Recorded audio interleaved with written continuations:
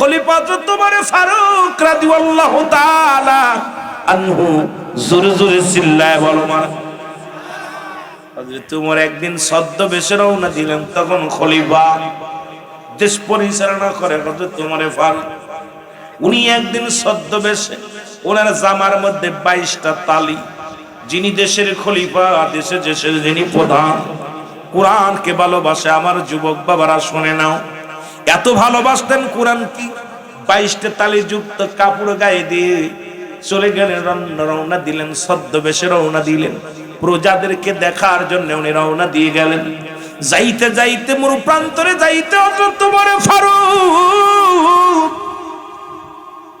রাদিয়াল্লাহু তাআলা আনহু পিপাসা লেগে গেছে, ক্ষুধাও লেগে গেছে। হাঁটতে হাঁটতে যা দেখে বিশাল মরু প্রান্ত, এই মরুতে যাইয়া দেখে একদল মুসলমান, একদল রাখালিরা বকরি লালন পালন করে, বকরি খাওয়ায়।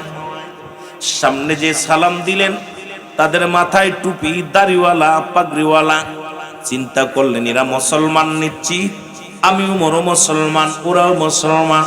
উনি যে তাঁবুর মধ্যে সালাম দিলেন, আসসালামু আলাইকুম, ও রাখালেরা রে, রাখালেরা বাইর হয়ে আসলেন, ওয়ালাইকুম আসসালাম।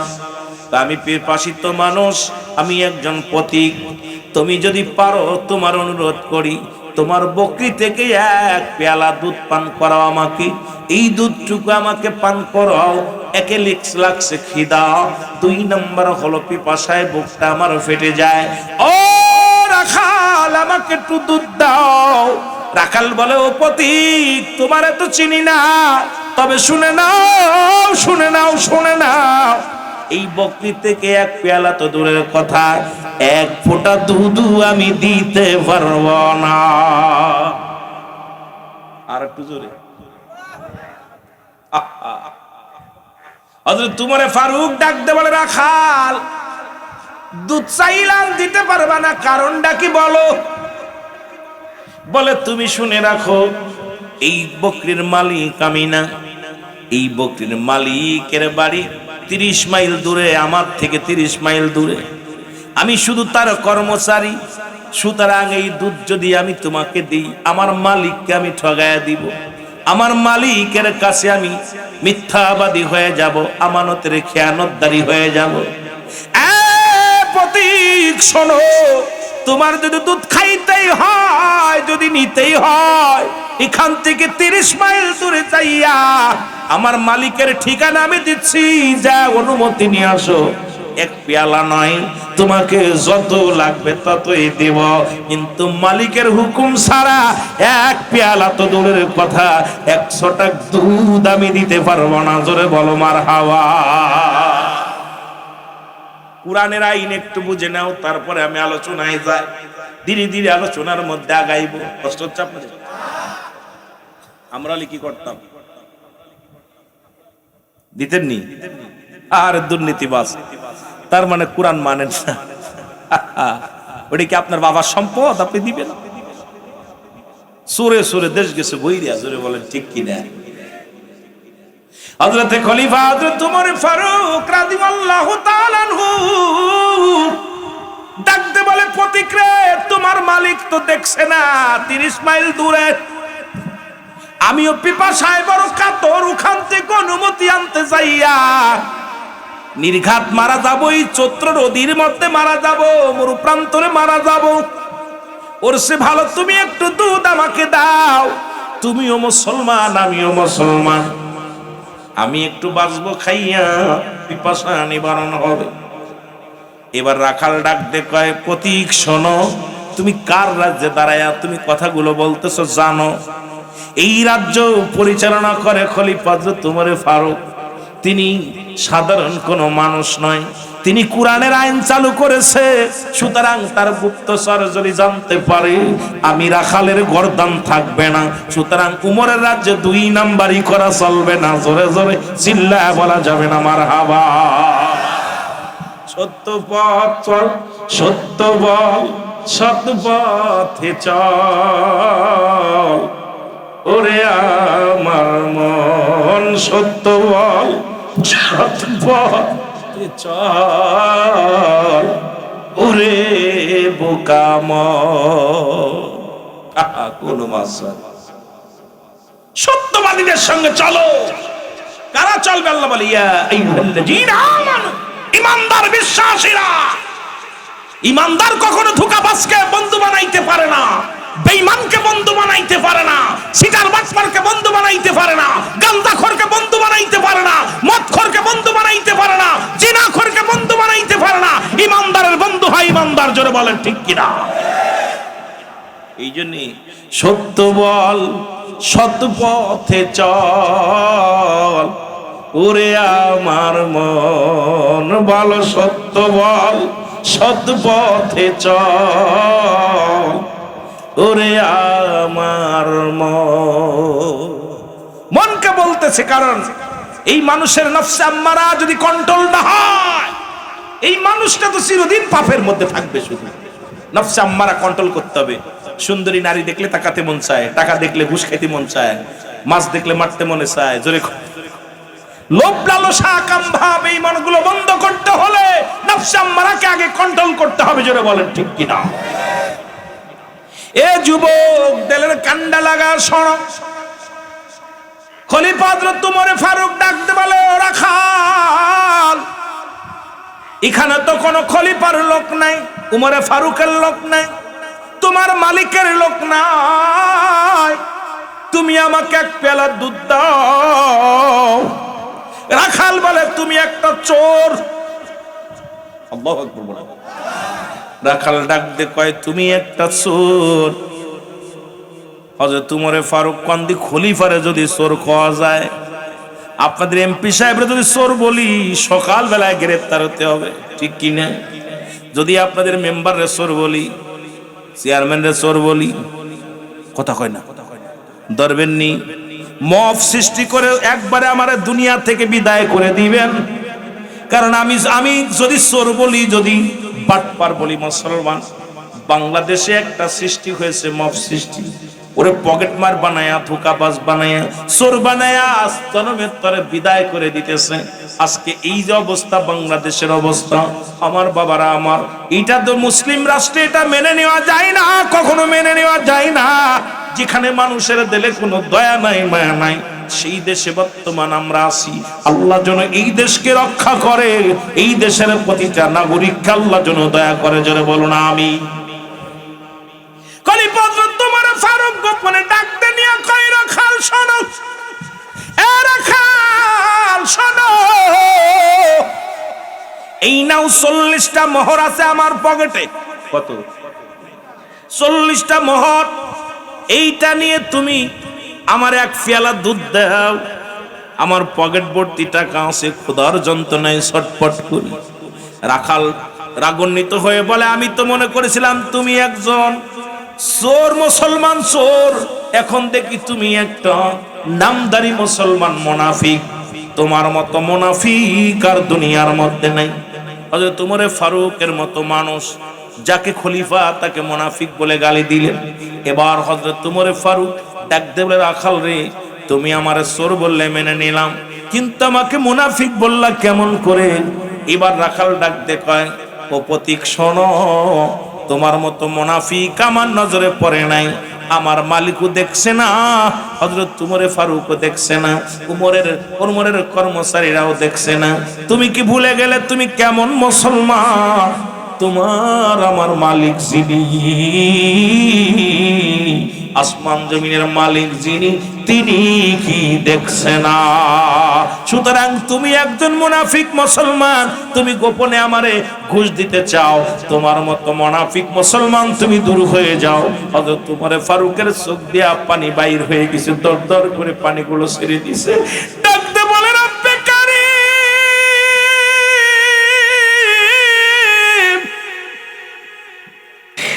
আমার আল্লাহ, একজন রাখাল হইয়া তোমারে কত ভয় পায়, আর আমার দেশের তেলের পাম্পের ম্যানেজার চুরি করে তেল বেচে 250 টাকা লিটার। কত গন্তি ও দেশের ভাই রে বল না কোথায় যাই রে, একটু শান্তি বলো কোথায় গেলে পাই রে। ও দেশের ভাই রে বল না কোথায় যাই রে, একটু শান্তি বলো কোথায় গেলে পাই রে। চারিদিকে দেখি শুধু নাই কিছু নাই রে, বলো চারিদিকে দেখি শুধু নাই। ও দেশের ভাই রে বল না কোথায় যাই রে, একটু শান্তি বলো কোথায় গেলে। পাম্পে তেল নাই মরিচি ঝাল নাই, পাম্পে তেল নাই মরিচি ঝাল নাই, নবাব বাড়ি নবাব নাই যুবকের কাম নাই। চারিদিকে দেখি শুধু নাই কিছু নাই রে, চারিদিকে দেখি শুধু নাই। এই জোরে বলো না, ও দেশের ভাই রে বল না কোথায় যাই রে, একটু শান্তি বলো কোথায় গেলে পাই রে। বলো একটু শান্তি বলো। মসজিদে গেলে পারে শান্তি খুঁজে পাই রে, জোরে বলেন ঠিক কি না। নামাজ পড়লে পারে শান্তি খুঁজে পাই রে, মাহফিলে বসলে পারে শান্তি খুঁজে পাই রে, কোরআন মানলে পারে শান্তি খুঁজে পাই রে, জোরে বলেন ঠিক কি না। ও দেশের ভাই রে বল না কোথায় যাই রে, একটু শান্তি বলো কোথায় গেলে পাই রে। বলো একটু শান্তি দেখি শুধু নাই কিছু নাই রে, চারিদিকে দেখি শুধু নাই। ও দেশের ভাই রে বল না কোথায় যাই রে, একটু শান্তি বলো। পাম্পে গেলে কয় তেল নাই, গোপনে গোপনে 300 করে দিলে 250 করে দিলে পাওয়া যায়। কারে বলবো দুঃখের কথা, মনের দুঃখ কারে বুঝাইবো। এই আপনাদের পাবনা জেলার মধ্যে সব পাম্প বন্ধ। আসার সময় প্রায় 10টা পাম্পে যায় পায়ে ধরলাম, কয় নাই। এক ম্যানেজার কয় হুজুর আয়েন, আমারে কয় আপনি বহেন একটু ড্রাইভারে ভাড়ায় দেন। ড্রাইভারে কলাম যা। ড্রাইভারে কয় হুজুরে লিব, হুজুরের সামনে বেশি কবি না, 250 করে লাগতো। 300 করে ব্যস্তাম, হুজুরের চিনি বিলে 50 কম। কত কই না এরা যে দেশে মুসলমান গভীর মনোযোগ। পাম্পের তেল যে পাওয়া যায় কোথায়? পুকুরের মধ্যে। মুসলমান পুকুরের মধ্যে বড় বড় ড্রাম ভরে লুকিয়ে রাখা হয়। যে দেশে গরিবের 10 কেজি চাউল মেরে খায়, 3 কেজি মেরে খায়, 7 কেজি দেয়। দূরে কোন ঠিক এদেশে কেমনে আমি বুঝ ছাড়াইবো, কারে দিয়ে ছাড়াইবো? যে দেশে মেম্বার চেয়ারম্যান 10 কেজি চাউলের লোভ সামলাতে পারে না, দেখলাম 10 কেজির জায়গায় 7 কেজি দেয়। এই গরিবের হক যারা মেরে খায়, এই মানুষগুলো কেমনে জনগণের প্রতিনিধি হয় বুঝি আসে না। জোরে জোরে চিল্লায় বলা যাবে না ঠিক কিনা। সবচেয়ে বেশি কষ্ট পাইলাম এবার রমজানের পরে, রোজার মাস শেষ করে ঈদের সময় দেখলাম চাউল দিতেছে। চোরেরা মাথায় টুপি দিয়ে দাড়ি রাখছে, পাঞ্জাবি গায়ে, চোরেরা মাইফে মেপে দিচ্ছে। চোর মাইফা দেখে 10 কেজি চাউল দিচ্ছে, 7 কেজি, 3 কেজি চাই, 3 কেজি নেই, 7.5 কেজি, 2.5 কেজি নেই, 8 কেজি, 2 কেজি নেই। একটা মাপ যেখানে একটা মেম্বার একটা ওয়ার্ডের গরিব অসহায় মানুষকে 10 কেজি চাউলের লোভ যারা সামলাতে না পারে, এরা দেশটারে বেঁচে খাবে, এর মধ্যে কোনো সন্দেহ নাই। জোরে বলেন ঠিক কিনা। এরা ইউনিয়নটাকে বেচবে, ওয়ার্ড বেচবে। জোরে বলেন ঠিক কিনা। এই চোরেরা হাত পা ধইরা প্রতিনিধি হয়, আর যেই গদিতে যায় সব ভুলে যায়। জোরে বলেন ঠিক কিনা। কথা বলেন ঠিক কিনা। রাগ করেননি, আমি কোন রাজনীতি করতে আসি নাই। আর আমার জবান দিয়ে কারুর কোন উচিত কথা সারা জীবন বলে যায়, এতে যদি কেউ কষ্ট পায় কিছু আসে যায় না। কিন্তু বাদান আমি কারো বিরোধিতা করতে আসি নাই। আমি চোরের বিরুদ্ধে কথা বলবো, এটা বলা যদি আমার অপরাধ হয়, আপনারা বলবেন সিদ্দিকী সাহেব আপনি মিথ্যা কথা বলতেছেন। কারণ এই সত্য কথাটা তুলে ধরবো, কেন আমাকে কবরে যেতে হবে। জোরে বলেন ঠিক কিনা। বন্ধুরে আমার দিলের কান্ডা লাগা শোনো, খলিফা হযরত উমর ফারুক রাদিয়াল্লাহু তাআলা, খলিফা ডাক দিয়ে বলেন, ও রাখাল, তুমি এই 40টা মোহর নাও, নিয়া গোপনে নাও, কেউ দেখছে না, তোমার মালিকও দেখছে না, হযরত উমরও দেখছে না, উমরের প্রতিনিধিও দেখছে না। বিনিময়ে তুমি ধনী হয়ে যাবা। রাখাল কই নাও, তুমি কি জানো না কুল্লু মান আলাইহা ফান। ওই মুনাফিক, উমরে ফারুক ডাক দে, মুসল ডাক দে, কয় ও রাখাল, রাখাল কয় ও পতি, এইটা দিয়ে হবে কি? সম্পদ বানাইবো। সম্পদ কি থাকবে? আমার আল্লাহ কয় এই দুনিয়াটা আমি চূর্ণ বিচ্ছিন্ন করে দিব।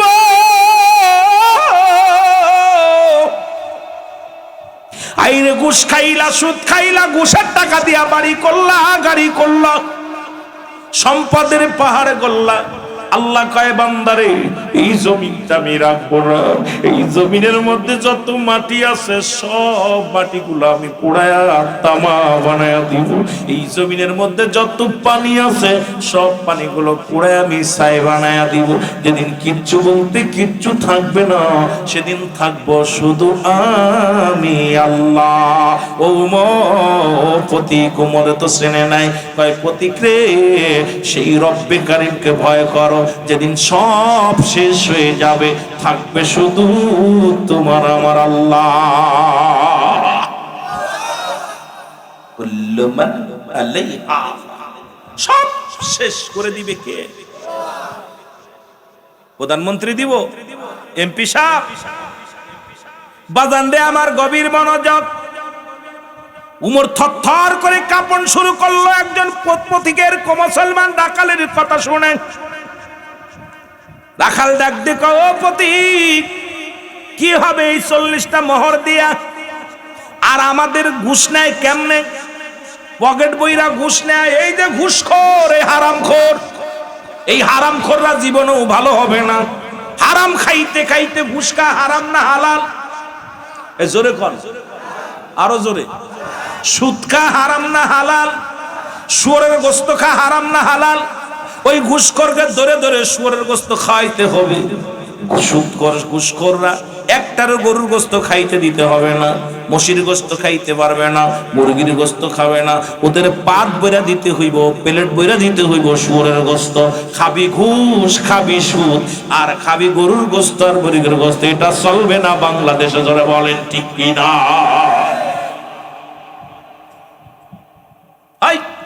বড় কষ্ট। হযরত উমর ফারুক চিন্তা করে, হারে রাখালের মধ্যে কি কয় রাখাল, আমি এটা কি হবে টাকা দিয়া? 40টা মোহর দিতেছ আমাকে, এটা দিয়ে আমি কি করবো? এটাকে আমি নিয়ে যেতে পারবো? সব তো শেষ করে দিবে আল্লাহ। তুমি আমার ধনী বানাইতে চাও? আর এই চাকরি 70,000 80,000 টাকা বেতন দেয় সরকার। কপাল পুরা সুদখোর, হারামখোর। এরপরও ঘুষ না খালি চলে না। এই হারামখোরদের সুদ না খাইলে চলে না। অফিসে বয়া বয়া 20 টাকা 50 টাকা ঘুষ খায়। এই হারামখোরদের কি বলবো? এরা হারামখোর। এই সমস্ত হারামখোরে দেশ গেছে ভরে। জোরে বলেন ঠিক কিনা? আপনাদের আওয়াজ কমলো কেন ভাই? আপনারা ওই দলের কেউ আছেন না? আওয়াজ কমলো কেন? আমার ওয়াজ সুদখোর ঘুষখোরের বিরুদ্ধে চলবে, আপনাদের অ্যাকশনও চলবে। কারণ সুদখোর, ঘুষখোর, জিনাখোর, ব্যভিচারখোর, যারা মাদক সেবনকারী, তাদের বন্ধু আমরা হতে পারি না। জোরে বলেন ঠিক কিনা? আরো জোরে বলেন ঠিক কিনা? এই ঘুষখোর সরকার 70,000 80,000 টাকা বেতন দেয়। আবার রাস্তার পর কিছু সন্ত্রাস দেখবেন রাস্তায় দাঁড়ায় দাঁড়ায় বিক্রি করে, গাড়ি ঠেকায় ঠেকায় বিক্রি করছে, ঘুষ নেয়। এ আর এক হারামখোর। এই হারামখোর গা হারাম খাওয়াইতেছে। লক্ষ বলেন দিয়ে 100 লিটার দুধের মধ্যে যদি 1 ফোঁটা সোনা পড়ে, ওটা হারাম থাকে না হালাল? নষ্ট হয় না, ভালো থাকে? হ্যাঁ, পাবনা সিরাজগঞ্জের মানুষ তো ভালো বোঝে, কারণ এই এলাকার মধ্যে দুধের কারখানা। হ্যাঁ হ্যাঁ, দুধের মিল আছে না? মিল আছে। আমি একবার গেলাম বাগাবাড়িতে, যারপর আমার চিনে ফেলছে, হুজুর ভিতরে আহেন। গেলাম, চকলেট দিল 1 প্যাকেট। এরপরে ম্যানেজার কা, হুজুর রুলাইন ভাই আপনি আমাদের পাম্প ইসিয়েছেন, বয়েন চা খান। চাটা খাওয়াইলো, এরপরে দুধের চকলেট দিল। এরপর আরেকজন কা, হুজুর আহেন একটু মাটা খাওয়াইব। আমি এইটা আবার কোন হালুয়া রে, বুঝি না তো। মাটা আবার কার? আমাকে মাইটার খাওয়াবে নাকি? কথা বুঝেন? যা দেখি দুধের মতো খুব স্বাদই লাগলো। কথা বুঝেন? খাওয়াইলো। দেখলাম আপনারা তো এলাকার মধ্যে সিরাজগঞ্জের মধ্যে দুধের ভান্ডার আর দুধের গাড়ি। আমার বাবার এই দুধের একটা বড় গাড়ির মধ্যে যদি 1 ফোঁটা সোনা পড়ে, দুধ কি নষ্ট হইব না, ভালো থাকবে? এই যে হারামখোররা বুঝতেছে না যে সারা বছর ধরে কষ্ট করে ইনকাম করতেছি 70,000 60,000 50,000, আমার মাত্র 20 টাকা ঘুষ নেওয়ার কারণে আমার সব টাকা হারাম হয়ে যাচ্ছে। যেটা বলে ঠিক কিনা? সন্তানকে খাওয়াইতেছে হারাম, মাকে খাওয়াইতেছে হারাম, বাবাকে খাওয়াইতেছে হারাম। এরপরে চাকরি শেষে যাবে হজে। ততক্ষণ ঠিক কিনা? ও এত সহজ নাকি আল্লাহকে পাওয়া? আল্লাহকে পাওয়া তো সহজ। আমি হিসাব করে মিলাইছি, আমার দেশে কৃষক দুর্নীতিবাজ নয়, আমার দেশে শ্রমিক দুর্নীতিবাজ নয়, আমার দেশে ভ্যান চালক রিক্সা চালক দুর্নীতিবাজ নয়, আমার দেশে সবচেয়ে বড় দুর্নীতিবাজ বড় বড় শিক্ষিতরা। জোরে বলেন ঠিক কিনা? অফিসে বইয়া এরাম বইছে চাচার মতো বইয়া, যাদের ঘুষ ছাড়া কলম চলে না, এরা শিক্ষিত হতে পারে নাই, শিক্ষিত হয়েছে কিন্তু মুসলমান। এরা কি হতে পারে নাই? জোরে বলেন। মানুষের মতো মানুষ হতে পারে নাই, অমানুষ হয়ে গেছে। জোরে বলেন ঠিক কিনা? আর একটু জোরে বলেন। আমার ভাইরা, আমার বন্ধুরা, আমার যদি অমানুষ না হয় কেমনে সুদের সঙ্গে জড়িত হয়? যদি অমানুষ না হয় কেমনে ঘুষের সঙ্গে জড়িত হয়? যদি অমানুষ না হয় কেমনে জিনার সঙ্গে জড়িত হয়? কেমনে মুসলমান মাদক সেবিকার সঙ্গে জড়িত হয়? এই অমানুষগুলো হযরত উমরে ফারুক ওই রাখালের কথা শুনে থরথর করে কাঁপা শুরু করলো। ডাক দে কয়, প্রতিক্রে, যে জমিনের মধ্যে দাঁড়ায়া তুমি আমারে ঘুষ দাও, এই জমিনটা আমার আল্লাহ রাখবে না, এই জমিনটা আল্লাহ পুরায়া তামা বানায়া দিবে। এই জমিনের মধ্যে যা কিছু আছে সব আল্লাহ শূন্য বিচ্ছিন্ন করে দিবে। সুতরাং খলিফা ওমর নিজের কন্ট্রোল করলেন, কন্ট্রোল করে বলেন, ও পতি, ও রাখাল, তোমার কি জীবনে কোনো চা নাই? সারা জীবনকারী কি রাখালি করবা? রাখাল ডাক দে কয়, প্রতিক্রে, আমার দুইটা চাওয়া, একটা হলো আমার আল্লাহর কাছে একটা জিনিস চাই, সেটা হলো আমি হালাল ভাবে জীবন যাপন করে সৎভাবে ঈমান নিয়ে যেন মরতে পারি, মরার পরে যেন আমার আল্লাহ আমাকে একটা জান্নাত দান করে। জোরে জোরে চিল্লায় বলা যাবে না আমার হাওয়া? এক নাম্বার দাবি হলো আমি ঈমান নিয়ে মরতে চাই আর জান্নাত চাই। সুবহানাল্লাহ বলেন না? দেখছেন একজন রাখালের আদর্শ আর আমার দেশের, আপনারা জানেন, শুনছেন, ওতে মিডিয়ার ভাইরা, অনেক যুবক ভাইরা আছেন, যে দেশে পিয়নের পাঁচতলা বাড়ি হয়, যে দেশে পিয়ন মুসলমান, আমাদের এমপির পিয়ন, এমপির পিএস, এমপির মুসলমান বডিগার্ড, যাদের বাড়ির অভাব হয় না, গাড়ির অভাব হয় না, কই থেকে এত কামাইলি এটা ধরবে কে রে বাবা? যারে দিয়া ধরাইবো সে তো এক নাম্বার চোর। জোরে বলেন ঠিক কিনা? এত আসে কই থেকে? চাকরি করে যে বেতন পাও তা দ্বারা দূরে লবণ ভাত খাওয়া যায়, বাড়ির মালিক গাড়ির মালিক হওয়া যায় না। তুমি 10 তলা 20 তলার বাড়ির মালিক, ফ্ল্যাটের মালিক, তুমি মুসলমান জগতের মধ্যে পরের ধন সম্পদ লুটতারাজ করে নিছো, একদিন আল্লাহর কাছে জবাব দিতে হবে। জোরে বলেন ঠিক কিনা? কি জবাব দিবি রে তুই আল্লাহর কাছে? হায়রে মানুষ শুধু বেহুশ, হায়রে মানুষ দুনিয়ার পিছে, কি জবাব দিবি রে তুই আল্লাহর কাছে? বলো কি জবাব দিবি রে তুই? একটু মহব্বতে চিল্লায় বলেন, আইরে মানুষ শুধু বেহুশ, আইরে মানুষ দুনিয়ার পিছে, কি জবাব দিবি রে তুই আল্লাহর কাছে? বলো কি জবাব দিবি রে তুই আল্লাহ? ধোঁকাবাজি তাল বাহানা করবি আর কতদিন ভাইয়া, একদিন তোর যাইতে হবে ওই না কবরে। হায় হায়, একদিন তোর যাইতে হবে মাটির কবরে। কি জবাব দিবি রে তুই আল্লাহর কাছে? বলো কি জবাব দিবি রে? একটু মহব্বতে চিল্লায় বলেন, কি জবাব দিবি রে তুই? ফেরেশতারা খায় না ঘুষ, থাকবে না সেদিন যে হুশ। ফেরেশতারা খায় না ঘুষ, থাকবে না সেদিন হুশ। কি উপায় হবে তোর অন্ধকারে? হায় হায়, কি গতি হইবে সেদিন অন্ধকারে? কি জবাব দিবি রে তুই আল্লাহর কাছে?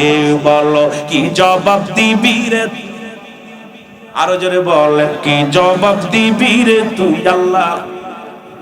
মোটা নারী মোটা গাড়ি, সম্পদের পাহাড় গড়ি, সব সারিয়া যাইবি একদিন অন্ধকারে, হায় হায় সব সারিয়া যাইবি একদিন অন্ধকারে, কি জবাব দিবি রে তুই আল্লাহর কাছে বল, কি জবাব দিবি রে? আরে মানুষ শুধু বেহুশ, রে মানুষ শুধু বেহুশ দুনিয়ার পিছে, কি জবাব দিবি রে তুই আল্লাহর কাছে বল, কি জবাব দিবি রে তুই? সময় কিন্তু বেশি নাই, নিঃশ্বাসেরও বিশ্বাস নাই, সময় কিন্তু বেশি নাই, নিঃশ্বাসেরও বিশ্বাস নাই।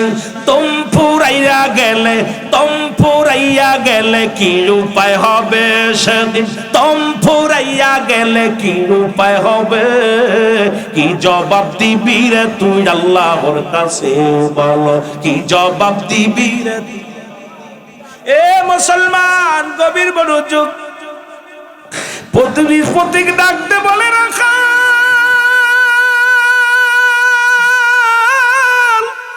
রাখাল রে তুই আমারে কি শুনাইলি? বলে আমি শুনাইলাম ইমানের সঙ্গে যেন আমার মৃত্যু হয় রে, কারণ তিনটা বিপদ, বিপদ হলো মানুষের মরণ, নাম্বার 2 হলো কবর, নাম্বার 3 হলো কিয়ামতের ময়দান। প্রতিটা মানুষের বিপদ হলো তিনটা ঘাটি। নাম্বার 1 হলো মানুষের মরণ।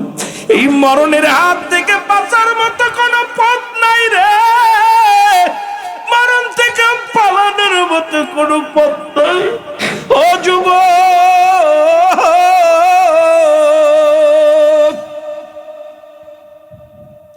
একটু স্মরণ করো তিনটা বিপদ রে। 1 নাম্বার হলো মানুষের মরণ, 2 নাম্বার হলো কবর, 3 নাম্বার হলো কিয়ামতের ময়দান। আজকের মাহফিলটাও সেই কবরস্থানের উন্নয়নপুর গল্পের মাহফিল। যে দেশে গেলে মানুষের হিসাব হয়, যে দেশে গেলে মানুষের হিসাব হয়, যে দেশে গেলে মানুষ আর কোনোদিন ফিরে আসে না, আমরাও সেই দেশের যাত্রী। জোরে বলেন ঠিক কিনা? প্রতীক ডাকতে বলে ও রাখাল, তোমার দ্বিতীয় চা কি বলো? বলে আমার দ্বিতীয় চা হলো এই দেশের প্রধানমন্ত্রী, দেশ পরিচালনা করে হযরত ওমর ফারুক রাদিয়াল্লাহু তাআলা, যিনি কোরআনের আইন মেপে, কোরআনের আইন দিয়ে দেশ চালায়, কোরআন দিয়ে দেশ চালায়। ওই হযরত ওমর ফারুককে আমি 2 নয়ন ভরে দেখতে চাই, কারণ আমার জীবনে সব যাই খলিফা হযরত ওমর ফারুককে আমি আমার চামড়া চোখ দিয়া দেখব। যার ভয় এলাকার মানুষ দুর্নীতি করে না, যার ভয় এলাকার মানুষ ঘুষ নেয় না, যার ভয়ে এলাকার মানুষগুলো থরথর করে কাঁপে, আল্লাহ যদি আমার মরণের আগে একবার সেই ওমর ফারুককে দেখাইতো, আমার এই 2 নয়ন ভরে দেখতাম। জোরে জোরে চিল্লায় বলা যাবে না মারহাবা? আর একটু জোরে জোরে চিল্লায় বলা যাবে না মারহাবা? দেখছেন নি ওর মনে শখ কি? আমাদের শখ বিয়ে করবো, সুন্দরী বউ পাবো, 4-5টা সাল মেয়ে বানাবো, গাড়ির মালিক হব, বাড়ির মালিক হব, বিশাল সম্পদের মালিক হব, পাহাড় সমতুল্য। আর একজন সাধারণ দাখালের নিয়ত হলো, আল্লাহ তুমি আমার ইমানের সাথে মৃত্যুটা দিও, মরার পরে তুমি আমাকে একটা জান্নাত দিও, কারণ আমি মুমিন, আমি মুমিন। আল্লাহ বলো তাতুলিল মুমিনিন, আল্লাহ বলে মুমিনদের জন্য, মুত্তাকিনদের জন্য আমি আল্লাহ প্রস্তুতি করে রাখছি 8টা জান্নাত। জোরে জোরে চিল্লায় বলা যাবে না মারহাবা? আর একটু জোরে জোরে চিল্লায় বলা যাবে না আল্লাহু আকবার? মুহাব্বতের সঙ্গে দুরূদ শরীফ পড়েন আল্লাহুম্মা।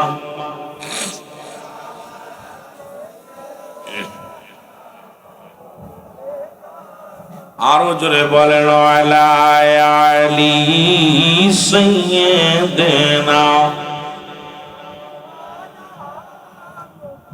মহব্বতে বলেন আল্লাহুম্মা সাল্লি আলা। একটু সাদা ভাই। ওয়ালা আলি সাইয়্যিদিনা এ দুনিয়ার মুসলমান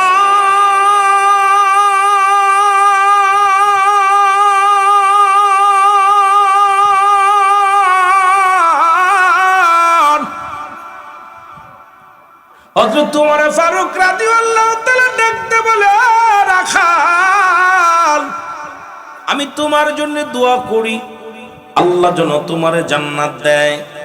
হাত উঠায় দোয়া করে মুসলমান প্রতি রব্বুল আলামিন এই রাখালের মনের আশা তুমি পুরা করো গো আমার আল্লাহ। এই রাখালকে তুমি একটা জান্নাত দিয়ে দিও গো আমার আল্লাহ। এই রাখালকে তুমি খালি হাতে ফিরাই দিও না রে আল্লাহ। সঙ্গে সঙ্গে রাখাল কয়, ও প্রতীক তুমি একটা চোর, তুমি একটা মুনাফিক, তুমি আল্লাহর কাছে দোয়া চাও, তুমি ভাবলে কেমন করে আল্লাহ কবুল করব? তুমি একটা মুনাফিক মুসলমান, তোমার দোয়া আল্লাহ কবুল করবে না। হযরত খলিফা হযরত ওমর ফারুক নিজেকে কন্ট্রোল করলেন। যার যে পথ দিয়ে হযরত ওমর ফারুক যাইতেন ওই পথ দিয়ে 40 দিন পর্যন্ত শয়তান যাইতে ভয় পাইতো। আর সেই উমরের সামনে বলে মুনাফিক, সেই উমরকে বলে ধোঁকাবাজ মুসলমান চোর। কিন্তু খলিফা হযরত ওমর ফারুক কোনো কথা বলে না, নিজেরে শুধরায় নিলেন। উনি বয়া বয়া চিন্তা করে, আরে একটা সাধারণ রাখাল আমার চক্ষু খুলে দেয়। এবার দোয়া করলেন, কয় ভাই তো তুমি তো জান্নাত চেয়েছো, তোমার জন্য দোয়া করলাম। কয় তোমার দোয়া করা লাগবে না, তুমি তো একটা মুনাফিক মুসলমান, তুমি একটা ধোঁকাবাজ মুসলমান, তোমার দোয়া আমার আল্লাহ কবুল করবে না।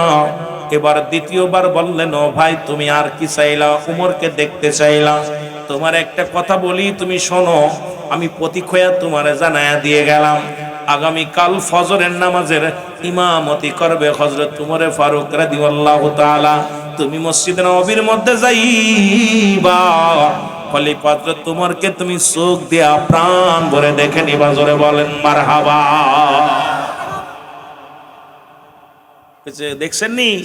আর আমার দেশের এমপিরা নামাজ পড়াতে গেলে তাদের অবস্থা খারাপ।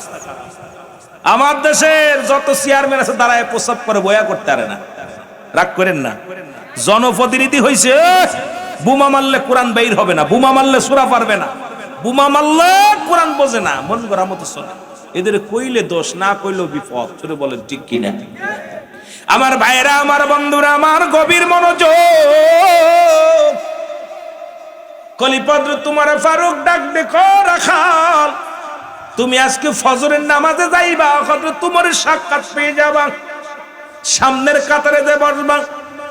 রাখাল বলো, প্রতীক আমি গরিব মানুষ, একাধিক দিন গিয়েছি, কিন্তু খলিফা হযরত ওমরের সঙ্গে দেখা করা সম্ভব হয় না। আমি গরিব মানুষ, সামনের কাতারে জায়গা পাই না, এই কারণে আমার দেখাও সম্ভব হয় না। এবার মুসলমান খলিফা ছদ্মবেশী খলিফা হযরত ওমর ফারুক ডাক দে বলে, রাখাল রে, আমি তোমাকে বললাম তুমি আগামীকাল যাবা, যাইয়া মসজিদ নববীর মধ্যে প্রথম কাতারে দাঁড়াইবা। প্রথম কাতারে দাঁড়াইলেই তুমি দেখতে পাইবা খলিফা হযরত ওমর ফারুক ওই মসজিদ ইমামতি করবে। আর মসজিদের সামনে একদম প্রথম কাতারে তুমি বইয়া খলিফার সঙ্গে কোলাকুলি করবা, কৌশল বিনিময় করবা। জোরে জোরে চিল্লায় বলা যাবে না সুবহানাল্লাহ। রাখাল বাড়ি চলে আসলেন। বাড়ি আইয়া রাখাল এইবার বাড়ি আইয়া মাগরিবের নামাজ আদায় করলেন। ঈশার নামাজ আদায় করিয়া চিন্তা করে, আল্লাহ এই লোকটাকে আমি এত গালি দিলাম, ওই 22 তালি জামা গায়ে দিয়া ওই লোকটা এতগুলো তালি গায়ের মধ্যে, কিন্তু তো সিয়ারা সুরতের মধ্যে সাধারণ পাবলিকের মতো লাগে না। মন বলল এই লোকটা মনে হয় একজন ভিনদেশী মানুষ, কিন্তু লোকটার ভিতরে কোনো ইনের রাগ নাই। তাকে আমি চোর বললাম, মুনাফিক বললাম, গুন্ডা বললাম, কত কি বললাম, একবারও প্রতিবাদ করলো না। আবার আমি যখন ইমানের সঙ্গে মরণ হইয়া আল্লাহর জান্নাত চাইলাম, লোকটা আমার জন্য উল্টার দোয়া করলো। এবার উমরের সঙ্গে দেখা হবে তাও আমারে জানায়া দিয়ে গেল। আমি যাব, আজকে ফজরের নামাজ মসজিদে নববীর মধ্যে যাইয়া প্রথম কাতারে যে দাঁড়াইয়া নামাজ পড়ব, যদি কপাল হয় বালা হয় আমি হযরত উমরে ফারুককে আমি প্রাণ ভরে দেখে নিব। জোরে জোরে চিল্লায় বলা যাবে না মারহাবা। মদিনা যাইতে পারলাম না মদিনা, একটু মহব্বতে চিল্লায় বলেন মদিনা যাইতে পারলাম না মদিনা। আমি অসহায় তাই এত দূরে রই, আমি অসহায় তাই এত দূরে রই, দূর থেকে সালাম জানাই বলো, দূর থেকে জানাই মদিনা যাইতে পারলাম না মদিনা। একটু মহব্বতে চিল্লায় বলো মদিনা যাইতে পারলাম না মদিনা। মদিনার নাম কত সুন্দর,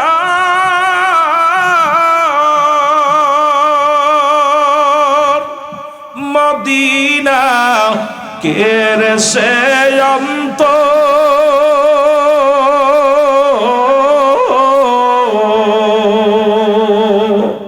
এই গোবিন্দপুরবাসীর সালাম খানি পাবনা জিলার সালাম খানি, সাতিয়া থানার সালাম খানি পৌঁছাই দিও মদিনায় বলো, পৌঁছাই দি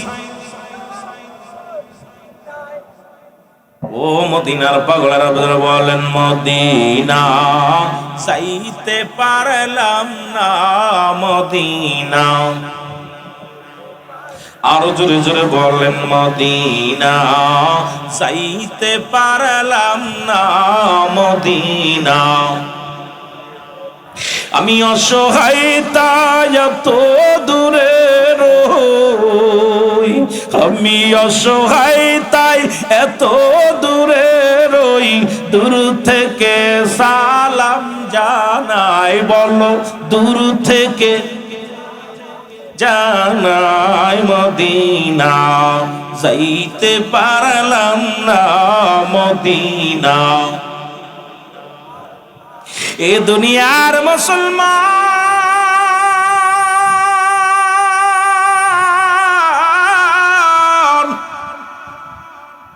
এইবার রাখাল কি করলেন, গোটে গোটে পায়ে গভীর রাত মসজিদ নববীর মধ্যে চলে গেলেন।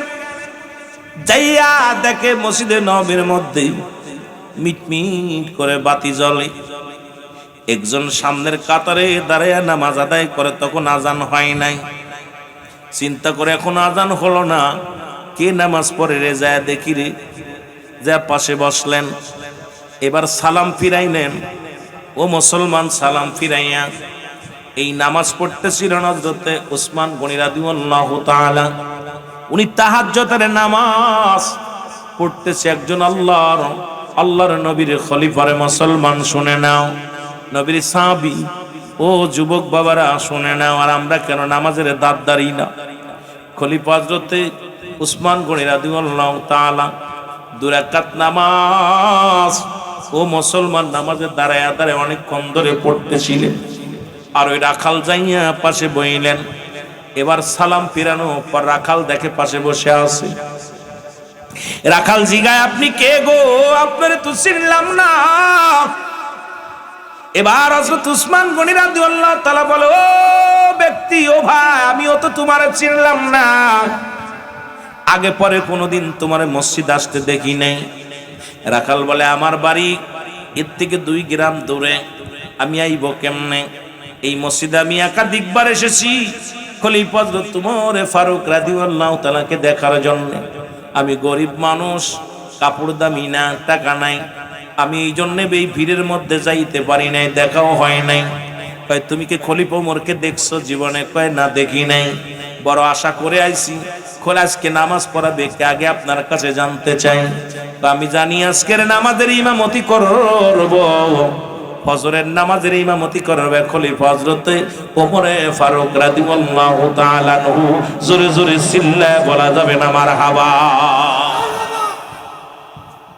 এবার রাখাল বলে ভাই আপনি কে? বলে আমি হলাম হযরত উসমান গনি রাদিয়াল্লাহু তাআলা, আমি হইলাম হযরত উসমান। বলে আপনি কিসের নামাজ পড়েন? কয় তাহাজ্জুদের নামাজ পড়ি, রাতটা জাগরণ আমি সময়, এই রাতটা শুধু শুধু জেগে জেগে কাটাইব না, না আমি রব্বে কারিমের গোলামি করে আমি উসমান গনি এই রাতের মধ্যে যখন নামাজে দাঁড়ায়া যায় এত শান্তি পায়, এত মজা পায়। ও ভাই মুসল্লি শোনো, যখন আমি নামাজের মধ্যে দাঁড়ায় যাই রে আমার কলিজাটা ঠান্ডা হয়ে যায়। লা কখন ইল্লা ব্যতীত হুজুর মানে হাজের নাজের, কল মানে আত্মা, সালাত মানে নামাজ। লা সালাতা ইল্লা বিহুজুরিল কলব, নামাজ হবে না ও মুসলমান আল্লাহকে হাজির নাজির না করিয়া। আজকে নামাজের মধ্যে দুনিয়ার চিন্তা, নামাজের মধ্যে দুনিয়ার কল্পনা জল্পনা। এই জন্য রাসূল বলছে লা কখনো ইল্লা ব্যতীত হুজুর মানে হাজির নাজির, কল মানে আত্মা, সালাত মানে নামাজ। যে নামাজের মধ্যে আল্লাহকে হাজির নাজির হয়ে জেনে সিজদা না করতে পারবা, সারা জীবন নামাজ পড়ে শুধু কপাল চলবা। পরশ মুসলমান কপাল ছুঁড়ে ফেলেছ, নামাজ পড়তে পড়তে হাঁটু ছুলেছ, কপাল ছুলেছ। মিথ্যা বলা বন্ধ হয় নাই, গীবাত করা বন্ধ হয় নাই। মুসলমান নাতিরে বিয়ে করার স্বপ্ন দেখো, নামাজ পড়ে কপাল ছুঁড়ে ফেলেছ, এখনো পরনিন্দা করো, এখনো দুনিয়ার মধ্যে গীবাত করো। নামাজও পড়ো অন্যায় করো, নামাজও পড়ো চুরি করো, নামাজও পড়ো পাজনে কম দাও, নামাজও পড়ো ঠাকবাজি করো, মিথ্যা মামলা দাও। আজকে নামাজের সঙ্গে উপহাস করো মুসলমান। যে ব্যক্তি আপনার নামাজ হয়ে যায়, নামাজ কবুল হয়েছে আপনি নিজেই বুঝতে পারবেন। নামাজি ব্যক্তির নামাজ কবুল হয়েছে আপনি নিজেই প্রমাণ করে দিতে পারবেন যখন আপনার জবান দিয়ে মিথ্যা বাইর হবে না, মরণ আইসা যাবে মিথ্যা বাইর হবে না, চগলখুরি হবে না, কোনো মহিলার দিকে নজর খারাপ নজর যাবে না, রাস্তা দিয়ে চলাচলতি পরিবর্তন, কথাবার্তায় পরিবর্তন। ও মুসলমান শুনে নাও, আপনার নামাজ আল্লাহর দরবারে কবুল হয়েছে আপনি নিজেই বুঝতে পারবেন।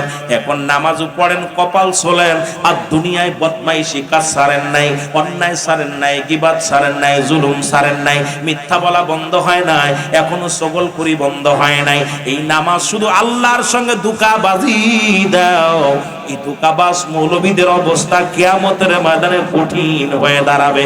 এই নামাজগুলো সামনে আইনা আল্লাহ বলবে ও ফেরেশতা যাও নামাজের টুকরা আইনা সামনে দিয়া দাও। বলবে আমি মার পেটে পইরা 80 বছর নামাজ পড়েছি, 70 বছর নামাজ পড়েছি, পৃথিবীর মধ্যে সব চাইতে বড় চোর হলো নামাজি চোর। ও যুবক, এই নামাজি চোর গুলোর সামনে লইয়া টুপলা বান্ধিয়া দিয়া দিব। বলবে আমি 40 বছর 50 বছর সালাত আদায় করলাম। কয় তোর নামাজ এখন একটা রুকু দে পারবে না, একটা সিজদা দে পারবে না, একটা সিজদা মার পারবে না। কারণ ওই নামাজ দুনিয়ার মধ্যে মানুষ দেখানো নামাজ, এই নামাজ বউরে খুশি করা নামাজ, এই নামাজ সমাজকে খুশি করা নামাজ, এই নামাজ বিয়েকে খুশি করা নামাজ, এই নামাজ মাতবাড়ি নেওয়া নামাজ, এই নামাজ ইলেকশনে পাস করা নামাজ, এই নামাজ নির্বাচনে পাস করা নামাজ, এই নামাজ পরীক্ষায় পাস করা নামাজ। এই যে 21 তারিখে পরীক্ষা হবে, আমাদের ছেলেমেয়েরা এখন মসজিদ ধরা শুরু করছে, এখন 5 ওয়াক্ত সালাত আদায় করে, সালাতুল পরীক্ষা, পরীক্ষাও শেষ, নামাজও শেষ। ঠিক কিনা? আরেক নামাজ আছে সালাতুল ইলেকশন। এই যে ইলেকশনের ভিতরে এক আসরের নামাজ 4-5 বার পড়ে, জোরে কোন ঠিক কিনা? যোহরের নামাজ 4-5 বার পড়ে, মসজিদ পাইলেই যায় সিজদা মারে, ইলেকশন শেষ, নামাজও শেষ। আরেক নামাজ আছে মনে সালাতুল বিয়ে, বিয়ে আসলে এখন বিয়ের সঙ্গে মজা মারে আর নামাজ পড়ে। এই নামাজগুলো কিয়ামতের ময়দানে এমন ভাবে আপনার বিরোধিতা করবে, সাক্ষী দিবে রে মন, কঠিন হাসরের ময়দানে ধরা পড়ে যাবেন। জোরে বলেন ঠিক কিনা? আপনার নামাজ কবুল হচ্ছে আপনি নিজেই বুঝতে পারবেন যখন দেখবেন আপনার দ্বারা এক মরে যাবেন একটা মিথ্যা কথা বলা সম্ভব। আপনি চগলখুরি মানুষের ফসল খাওয়াতে পারবেন না, আপনি মানুষকে ক্ষতি করতে পারবেন, আপনি আপনার দৃষ্টিশক্তি সব নমনীয় হয়ে যাবে। এখনো বুড়ো হয়ে গেছে, খুঞ্জুরে নাতিরে বিয়ে করতে চায়, যদি কোন ঠিক কিনা, এখনো রস কমে নাই, তাহলে বোঝা গেল চারিত্রিক এখনো কন্ট্রোল হয় নাই, জোরে বলেন ঠিক কিনা। এ শুধু লোক দেখানো নামাজ। কষ্ট পাচ্ছেন আপনারা? সেরা দিব। এ যুবক বন্ধুরা আমার শুনে নাও, না শব্দটা কম আছে, তিনজন কইছে সাইরেন না, বাকিগুলো সব মনে হয় ক্ষুধা লাগছে। সাইরেন আলোচনা চলবো? জোরে বলেন চলবো।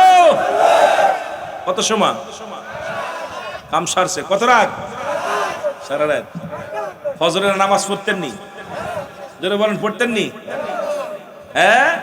নামাজ হইল না রে তোর, নামাজের লইলি না খবর, অমন পড়লি নামাজ ধরলি নামাজ সারা জীবন ভর, অমন পড়লি নামাজ ধরলি নামাজ সারা জীবন ভর, নামাজ হইল না রে তোর, নামাজের লইলি না খবর।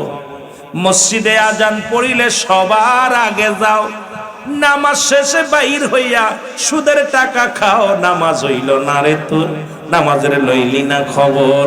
ও তুই পড়লি নামাজ ধরলি নামাজ সারা জীবন ভর, ও তুই পড়লি নামাজ ধরলি নামাজ সারা জীবন ভর, নামাজ হইল না রে তোর, নামাজের লইলি না খবর। ওরে নামাজের ভিতরে তোমায় মশায় কামড় দিলে, মশা তুমি আগে মারো, রুকু সেজদা ফেলে, নামাজ হইল না রে তোর, জোরে কোন ঠিক কিনা। সাহাবীরা নামাজ পড়েছে, ভিতরে তীর মারছে, এপার ওপার হয়ে গেছে, নামাজ ছাড়ে নাই, তীর লাগাইছে, আর আমাদের মশা যে নামাজ পড়ে যাচ্ছে, মশা তাড়াবে না, নামাজ পড়বে, জোরে বলেন ঠিক কিনা। ওরে নামাজের ভিতরে তোমায় মশায় কামড় দিলে, মশা তুমি আগে মারো, রুকু সেজদা ফেলে, নামাজ হইল না রে তোর, নামাজের লইলি না খবর, জোরে বলেন ঠিক কিনা। এরে পাঞ্জামি পায়জামা বাইরে সবই তোমার সাদা, রুহুল আমিন কয় তিল পরিমাণ লাগলে মনে কাদা, নামাজ হইল না রে তোর, নামাজের লইলি না খবর, জোরে বলেন ঠিক কিনা। নিজেরে কন্ট্রোল করো, নামাজ পড়ো। ফাইলুল লিল মুসাল্লিন, জোরে বলেন ঠিক কিনা। ও যুবক গভীর মনোযোগ, আমি আপনাদেরকে বলে যাই শোনো। আগেই বলছি সালাতের গুরুত্ব নিয়ে কথা বললাম। আবার মনে করতে পারেন হুজুর বানায় নামাজের বিরোধিতা করতে, না রে বাজান না, ঠিক কিনা। নামাজ সমস্ত খারাপ কাজ থেকে বাঁচায়, যেহেতু খারাপ কাজও করি নামাজও পড়ি, তার মানে আল্লাহর সঙ্গে ধোঁকাবাজি করি, জোরে কোন ঠিক কিনা। আরো জোরে বলো ঠিক কিনা। এই মুসলমান, এইটা দেখে আমার যুবকরা এখন বলা শুরু করেছে, নামাজ পড়ি আর না পড়ি ইমান ঠিক আছে, ঠিক না। ওরা এগুলো দেখা যুবকরা চিন্তা করে, নামাজ পড়ে যদি সকলপুরি করে, ও সেইতে ভালো আছে। আমি জোরে বলেন ঠিক কি না। আমার বাজানেরা গভীর মনোযোগ, খলিফা তোমার ফারুক এবার মসজিদে যখন আযান পড়ে গেল, আল্লাহু আকবার,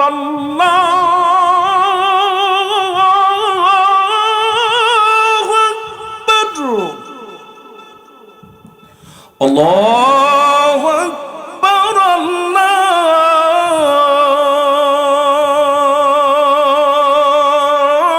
আল্লাহু আকবার, আশহাদু আল লা ইলাহা ইল্লাল্লাহ,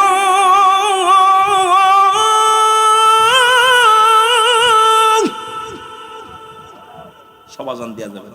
আসসালাতু খায়রুম মিনান নাওম,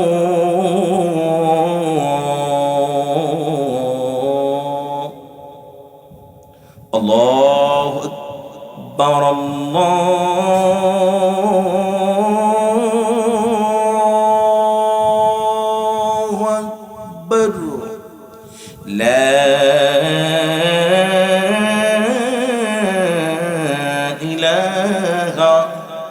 ইল্লাল্লাহ। আযান শেষ। মুসল্লিরা দলে দলে মসজিদের ভিতর আসলো গো। মুয়াজ্জিন হুকুম দিলেন সবাই সুন্নাত নামাজ পড়েন। সুন্নাত নামাজ পড়ে বসলেন। রাখাল আছে তো উমরের অপেক্ষা, উমর কখন আসবে। হঠাৎ দেখে রে মুসলমান খলিফা হযরত উমরে ফারুক রওনা দিয়ে মসজিদের মেম্বারের মধ্যে যখন আসলেন, লোকজন উঠে দাঁড়াইলেন, তাকবীর শুরু হয়ে গেল। ওই মুসলমান রাখাল ডাক দেখ আল্লাহু আকবার, আল্লাহু আকবার, আল্লাহু আকবার। লোকজন বলে কি হলো, পাগল আসছে কই থেকে? নামাজ এখনো শুরু হয় নাই, নামাজ শুরু হয় নাই। এখন নামাজের ভিতরে যদি কোনো ফরজ তরফ হয়ে যায়, সুন্নাত নফল ছুটে যায়, ও মুসলমান, তাহলে রুকু মুসলমান সে কি করবে? তাকবীর দিবে। কিন্তু এখনো তো নামাজ শুরু হয় না, ইমাম সাহেব কেবল আসলো, ওই লোকটা কেন তাকবীর দেয়? লোকজন সবাই তেরে গেলেন উনাকে মারার জন্য। হযরত উমর ফারুক কয় চুপ করেন। কয় আপনারা চুপ করতে বললে কি চুপ করব? এ তো একটা চোর, এ তো একটা মুনাফিক, এ কেমনে ইমাম হয়? হযরত উমর ফারুক কে আসবে না? খলিফা হযরত উমর ফারুক কি নামাজে আসবে না? লোকজন বলে তুই কি পাগল বেটা, তুই কি এই রাজ্যে বাস করিস না? কয় করি। কয় তাহলে তুই উমর ফারুক তাইছে নামাজ পড়তে, এখন ইমামতি করব? খলিফা তো আমিনুল মুমিনিন আছে। ওই মুসলমান রাখাল কয় না না, উনি একটা চোর, উনি একটা মুনাফিক, উনি কেমনে ইমাম হয়? উনি ওই জায়গা দাঁড়ানোর যোগ্য না। খলিফা হযরত উমর ফারুক আর বুঝেছে তো তার সঙ্গে ঘটনা ঘটেছিল। খলিফা ওমর বললেন, আমার ভাইয়েরা আপনারা শান্ত হন, নামাজের সময় হয়ে গেছে, এখন কথা বলার সময় নাই, নামাজটা শেষ করি, বাকি কথা আমি বলবো। এবার নামাজ শেষ হলো। নামাজ শেষ হওয়ার পর এবার হযরত উমর ফারুক ডাক দিয়ে বলেন, ভাই আপনি উঠে দাঁড়ান, কি বলতেছিলেন? কয় আপনি সত্যি করে বলেন, গতকালকে আপনার সঙ্গে আমার যা যা হয়েছিল সত্য করে বলেন। এই হয় নাই। খলিফা হযরত উমর মাথা নত করে বলে, ভাই গতকালকে জুমরকে দেখেছিলেন, পরে মুসলমান শোনো, সাধারণ পাবলিককে দেখেছিলেন। গতকালকে যে প্রতীক ছদ্মবেশী ছিল সে আর কেউ নয়, সে আমি উমরে ফারুক রাদিয়াল্লাহু তাআলা ছিলাম। আমার চক্ষু খুলে দিলাম, আমার আর বুঝতে বাকি নাই। আমার রাজ্যের মানুষগুলো কুরআন মানে, আমার রাজ্যের মানুষগুলো কুরআনের আইন মানে, সুতরাং দুর্নীতি করে না।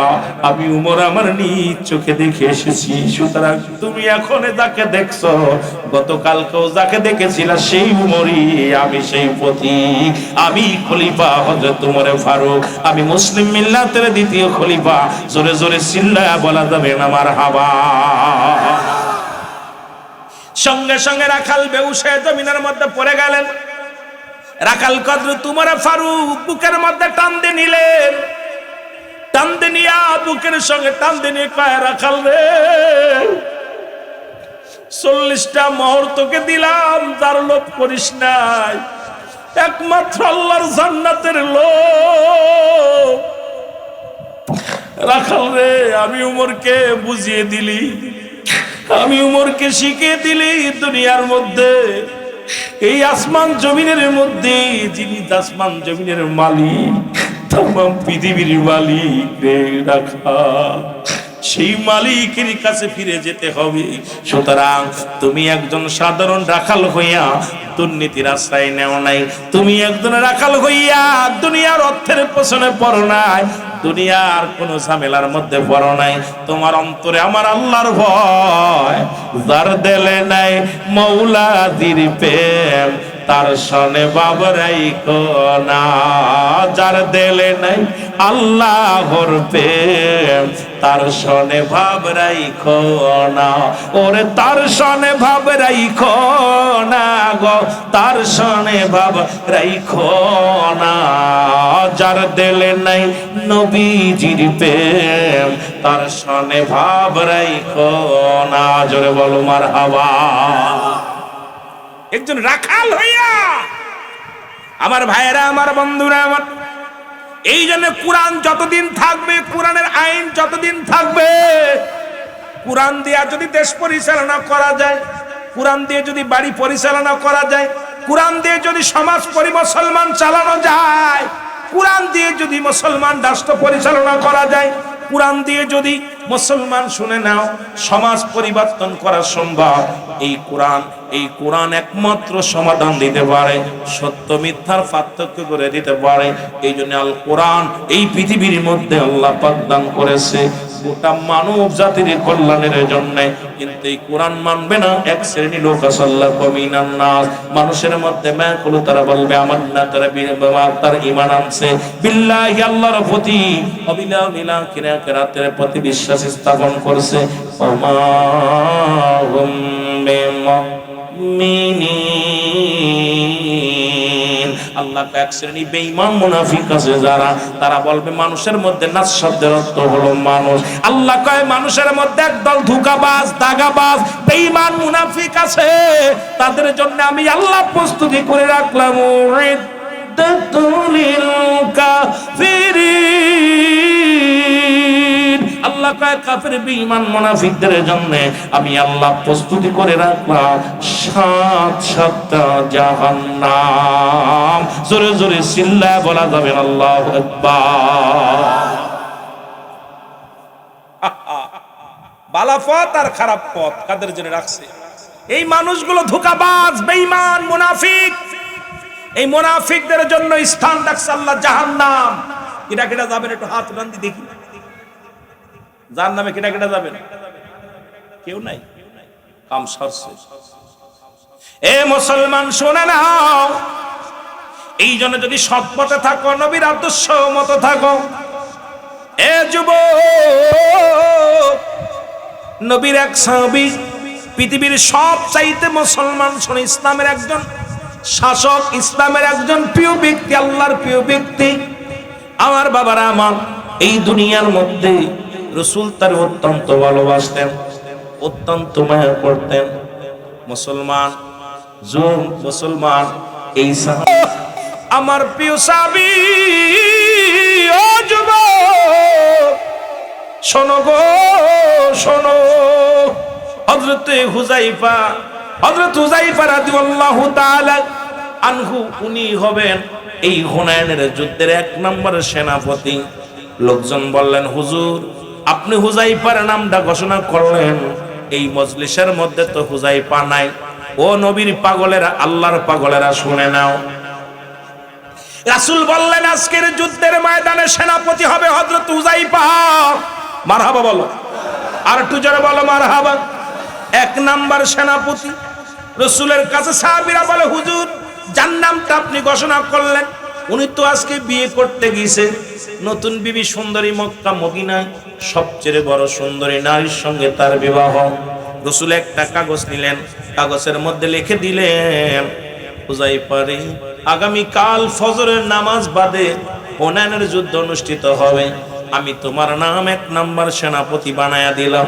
হুযায়ফারে ইতি তোমার নবী রাহমাতাল লিল আলামিন।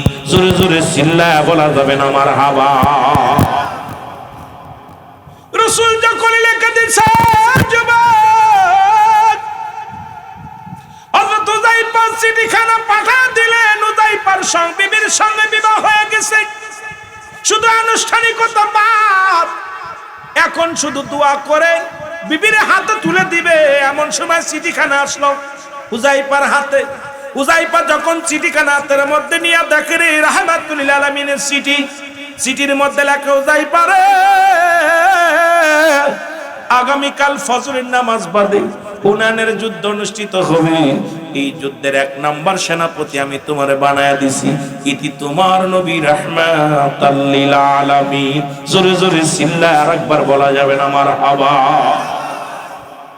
হুযায়ফা চিঠিখানা চুমো দিলেন, রাসূলুল্লাহ চিঠি পায়া চুমো দিলেন, এবার মাথার মধ্যে লাগাইলেন, বুকের মধ্যে নিলেন, নিয়া ডাক দে বল, উপস্থিত যারা আজকে আমার মেহমান আছেন, আমি আর 1টা মিনিট দাঁড়াইতে পারছি না, কারণ আমার রাসূল আমারে সেনাপতি বানায়া দিছে ওনার যুদ্ধে। আপনারা বসেন, আমি রওনা দিলাম। হুযায়ফার শ্বশুর এসে বলে, আব্বা যান, ও জামাই বাবাজি শোনেন, এই মাত্র আমার মেয়ের সঙ্গে আপনার বিবাহ হলো, আমার মেয়েও আপনাকে দেখে নাই, আপনিও আমার মেয়েকে দেখেন নাই, সুতরাং একটু অপেক্ষা করেন, দোয়াটা শেষ হোক, তারপরে আমার মেয়েটাকে হাতে তুলে দিই, নিয়ে আপনি চলে যান। হুযায়ফা কয় আমার একটা সেকেন্ড আর দাঁড়ানোর সময় নাই। এই বলিয়া হুযায়ফা দৌড় শুরু করলো। দৌড়াইয়া রাসূলুল্লাহর কাছে চলে গেলেন। যা দেখেন নবীজি সাহাবীদেরকে নিয়ে বসে আছে। রাসূলের সামনে যে সালাম দিলেন, আসসালামু আলাইকুম ইয়া রাসূলুল্লাহ, আসসালামু আলাইকুম ইয়া হাবিবাল্লাহ। আল্লাহর নবী সালাম পেয়ে ডাকতে বলে, হুযায়ফা তুমি আইছো রে। হুযায়ফা ডাকতে বলে, নবী গো, মায়ের নবী,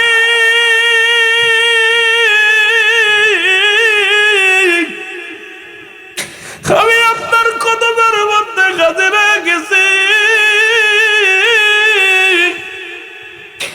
আল্লাহর নবী ডাকতে বলে, হুযায়ফা রে, সকালে হুযায়ফা রে কোথায় হুনাইনের যুদ্ধে যাইতে, যুদ্ধের সরঞ্জামগুলো গুছায় নাও। হুযায়ফা কি করলেন? যুদ্ধের সরঞ্জামগুলো গুছাইতেছিল। গুছানো হলো, হযরতে বেলাল রাদিয়াল্লাহু তাআলা আযান দিলেন।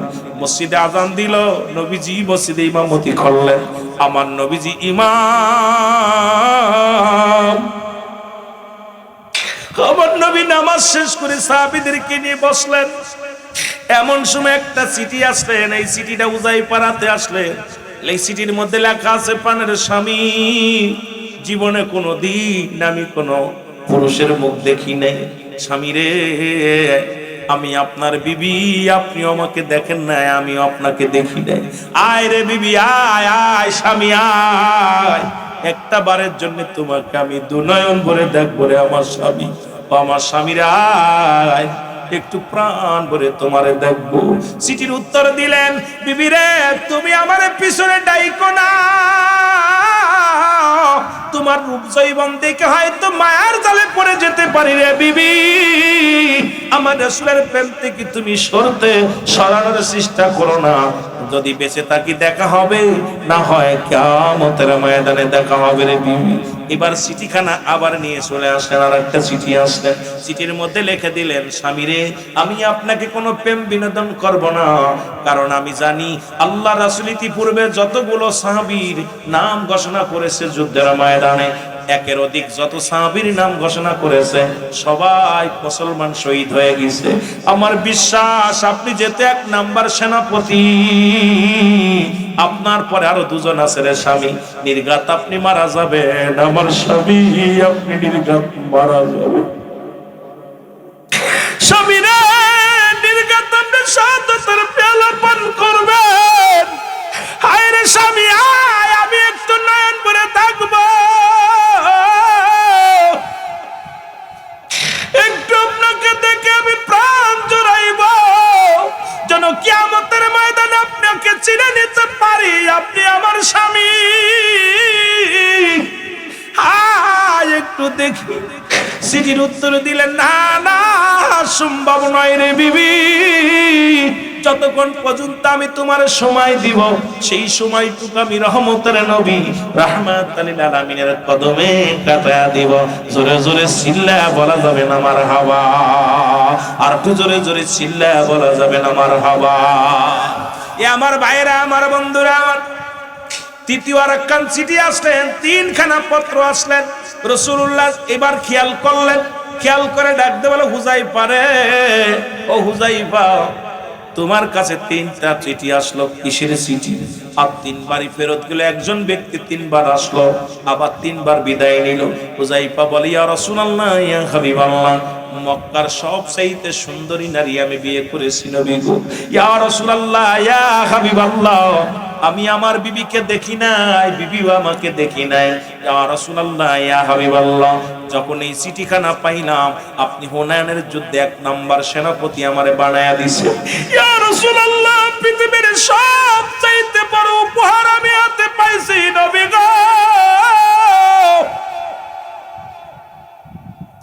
ইয়া রাসূলুল্লাহ, তিনজন সেনাপতির প্রধান সেনাপতি আমি, তার মানে আমারও বুঝতে বাকি নাই, আমি জিন্দা হয়ে আর ফেরবো।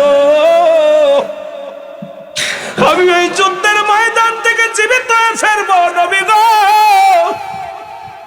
ওই সুন্দরী বিবি রেখে আপনার কদমে আসছি, আপনার কদমের মধ্যে সময়টুকু যতটুকু সময় আছে ইয়া রাসূলুল্লাহ ইয়া হাবিবাল্লাহ আমি প্রাণ ভরে আপনাকে দেখব, আপনাকে দেখে আমি প্রাণ জোড়াইব। আল্লাহ নবীজি চোখের পানিগুলো ছেড়ে দিলেন, ছেড়ে দিয়ে বলে হুযায়ফা রে আয়, ও হুযায়ফা আমি নবী তোরে বিদায় দিলাম, যাও যাও যাও। আল্লাহ নবী রাহমাতুল লিল আলামিন বিদায় দিয়ে দিলেন। বিদায় দিয়া কয় হুযায়ফা রে যাও তোমার বিবির সঙ্গে দেখা করে আসো। হুযায়ফা রওনা দিয়ে চলে আসলেন, যাইয়া রাসূলের কথা শুনে আসলেন, আসিয়া সালাম দিলেন, আসসালামু আলাইকুম ইয়া হালাল বাইত। বদর ভিতর থেকে ওয়ালাইকুম আসসালাম। এবার ও স্বামী আপনি আইছেন? বিবি কয় স্বামীরে আপনি আইছেন? বলে বিবি রে হ্যাঁ আমি আইছি। এবার বলে বিবি রে, ও বিবি তুমি দূর থেকে আমাকে দেখে না। বিবি বলে স্বামীর আল্লাহর কসম করে বলি আপনাকে ভালোবাসা দিব, যাব না। শুধু আপনার কাছে আমার একটা দাবি, সেই দাবিটা হলো আমি জানি আপনি যুদ্ধের ময়দানে যাবেন, আপনি শহীদ হয়ে ফিরে আসবেন, কারণ আপনাকে শাহাদাতের পেয়ালা পান করাইয়া দিবে। আমার স্বামী আপনাকে আমি প্রাণ ভরে দেখব।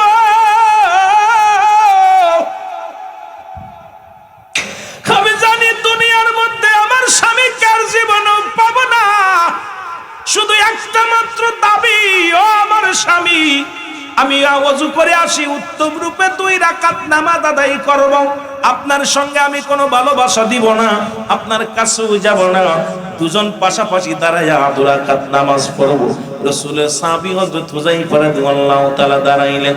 এবার ওযু করে আসলেন, যাই নামাজ পড়লেন, নামাজ 2 রাকাত নামাজ নফল নামাজ পড়লেন।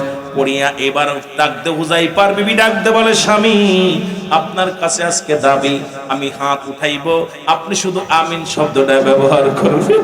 আপনার কাছে কিচ্ছু চাই না, শুধু আমিন বলবেন। হুযায়ফার বিবি হাত উঠা দিয়ে কয় রব্বুল আলামিন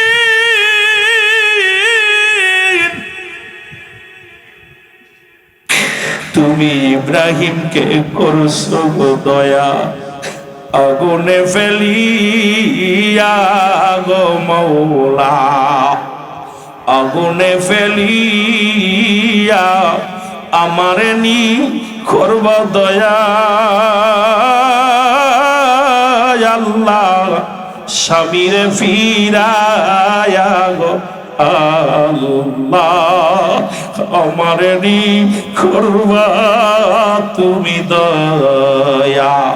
তুমি মুসা নবীরে করছো গো দয়া, তোর পাহাড়ে উঠায়া আমারে নি করবা দয়া। আল্লাহ স্বামী ভিক্ষা দিয়া গো আল্লাহ আমার স্বামীকে ভিক্ষা দিয়া।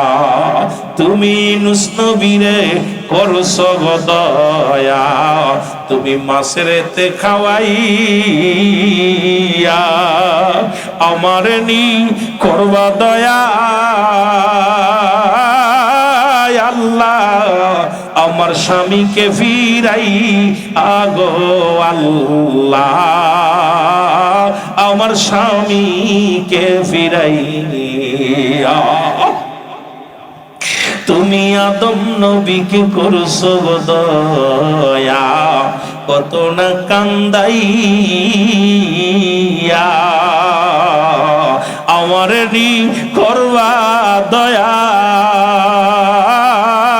আল্লাহ স্বামী ভিক্ষা দিয়া গো আল্লাহ আমার স্বামী ভিক্ষা দিয়া। সতী নারীর প্রতি চাই গো তোমার দরবারে, গাজী বানাই ইয়া দাও গো আমার বুকে ফিরাই, তারে গাজী বানাই ইয়া দাও গো বুকেতে ফিরাই। আল্লাহ আমার ফিরাই। জোরে জোরে চিল্লায় বলা যাবে না মারহাবা। এ দুনিয়ার মানুষ আদম নবী যখন ডাকতে বলেছিল রব্বানা যালামনা আনফুসানা ইল্লাম তাগফির লানা ওয়া তারহামনা লানাকুনান্না মিনাল খাসিরিন। আল্লাহর কাছে কান্দা আদম নবী, রব্বানা যালামনা, ও আল্লাহ আমি জালিমদের অন্তর্ভুক্ত হয়ে গেছি, আমারে তুমি ক্ষমা করে দাও। আবার আল্লাহর কাছে কান্দে আদম নবী, আর ইউনূস আলাইহিস সালাম কান্দে লা ইলাহা ইল্লা আনতা সুবহানাকা ইন্নী কুনতু মিনাজ জালিমিন। আল্লাহ আমি জালিমদের অন্তর্ভুক্ত গেছি, আমারে তুমি ক্ষমা করে দাও। এরে মুসলমান, উযাইফার বিবি ডাক দে বলে, রব্বুল আলামিন,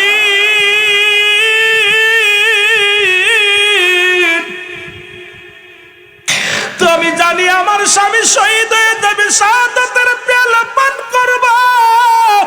ও আমার আল্লাহ, তুমি আমার স্বামীরে শহীদ না বানাইয়া গাজী বানাইয়া তুমি আমার বুকে ফিরে দিও। জোরে জোরে চিল্লা বলা যাবে না মারহাবা, আর একটু জোরে জোরে চিল্লা বলা যাবে না আল্লাহু আকবার। সঙ্গে সঙ্গে হযরত উযাইফা রাদিয়াল্লাহু তাআলা হাতটা নামায় ফেললেন। বিবি কয়, স্বামীরে এই মাত্র দোয়া কবুল হইতেছিল, রহমতের ফেরেশতা ইয়া আমার ঘরের চারিদিকে বন্টন করে রাখছে। স্বামীরে আপনি হাতটা নামায় দিলেন। উযাইফা কয়, বিবিরে আমার নবী লেখছে আমি শহীদ হয়ে যাব, আর তুমি চাও তোমার বুকে ফিরাইতে। রে বিবি, এই দুনিয়ায় তুমি আমার ভালোবাসা দিয়ে ঠেকাইতে পারবা না, প্রেম দিয়ে ঠেকাইতে পারবা না। আমি ইসলামের জন্য আমার জীবনটাকে কুরবানি করে দিব। তো শুরু করে দিলেন উযাইফা রাদিয়াল্লাহু তাআলা। একদরি যুদ্ধের ময়দানে গেলেন, অনেকগুলো সৈন্যকে কতল করিয়া হযরত উযাইফা রাদিয়াল্লাহু তাআলা শাহাদাতের পেয়ালা পান করলো। আল্লাহু আকবার বলুন। এক কথায় বেগানা নারী চেহারা দেখা হারাম। হারামকে হালাল বলার কোন একটার কারণ নাই। আরে আমি মাওলানার নাই, আপনারও নাই, কোনো মুক্তির নাই। মাদারুন নবুয়াতের প্রথম খণ্ডের মধ্যে বয়ান করে, আলেমরা শুনে নাও, শরীয়তের দৃষ্টিতে কোনো ব্যক্তি হালালকে যদি হারাম বলে কাফের হয়ে যায়। সুতরাং কোন ব্যক্তি হারামকে হালাল বলার কোন ইখতিয়ার নাই। যত বড় মুফতি হন, যত বড় মুহাদ্দিস হন না, যাদের সঙ্গে দেখা করা জায়েজ তাদের সঙ্গে বিয়ে করা হারাম। যাদের সঙ্গে দেখা করা যায় হারাম, তাদের সঙ্গে বিয়ে করা জায়েজ। আজকে সমাজ জাতি নষ্ট হলো, পর্দার বিধান নাই। ও যুবক বন্ধুরা আমার শুনে নাও, নামাজ ছেড়ে দিয়ে আকক্ত নামাজ ছেড়ে দিলে সে খুতবা পরিমাণ জাহান্নাম। এক খুতবা পরিমাণ হলো 2,88,00,000 বছর। আপনার আমার জীবন থেকে যত নামাজগুলো ছুটে গেল, এই নামাজের হিসাব যদি রব্বে কারিম ধরে, আমার মন বলে বাঁচার কোনো উপায় নাই। ধরে বলেন ঠিক কিনা? কোন ফেলি বাঁচতাম? বাঁচার তো কোনো পথ দেখতেছি না, বাঁচার মতো কোনো উপায় নাই। কারণ বেগানা নারী চেহারা দেখা হারাম, মিথ্যা বলা হারাম, বেগানা পুরুষের চেহারা দেখা হারাম, নামাজ ছেড়ে দেওয়া হারাম, কবিরা গুনাহ। এই গুনাহ থেকে, কারণ কিয়ামত পর্যন্ত আর কোন নবী আইব না। কিয়ামত পর্যন্ত নবীদের দরজা বন্ধ।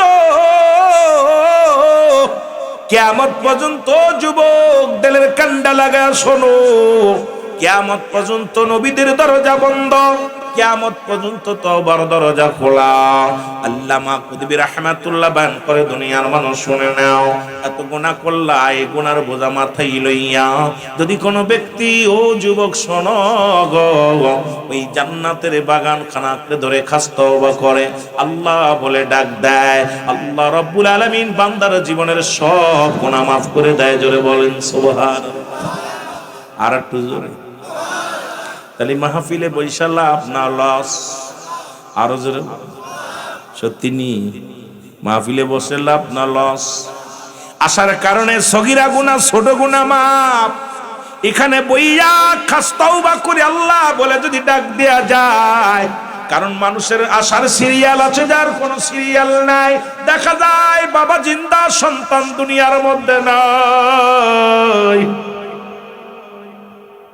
ও যুবকদের কান্ডা লাগা শোনো, বাবার কাঁধে সন্তানের লাশ, সন্তানের কাঁধে বাবার লাশ, দাদার কাঁধে নাতির লাশ, নাতির কাঁধে দাদার লাশ। এখন আমরা এখানে বসে আছি, সকাল পর্যন্ত বেঁচে থাকবো কেউ গ্যারান্টি দিতে পারবো না, কারণ পরবর্তী সময় আপনার আমার জন্য কি নিয়ামত বয়ে আনতেছে আপনি নিজেও জানেন না। সুতরাং ও মুসলমান, গভীর মনোযোগ। সুতরাং আসার সিরিয়াল আছে, যার কোনো সিরিয়াল নাই। দুইটা টাইমে মানুষের মরণ হয়, একটা হলো রাতের বেলা, একটা হলো দিনের বেলা। ও যুবক বন্ধুরা, আমার বাবারা শুনে নাও, একটা হলো দিনের বেলা মৃত্যু হয়, আর একটা রাতের বেলা মৃত্যু হয় রে।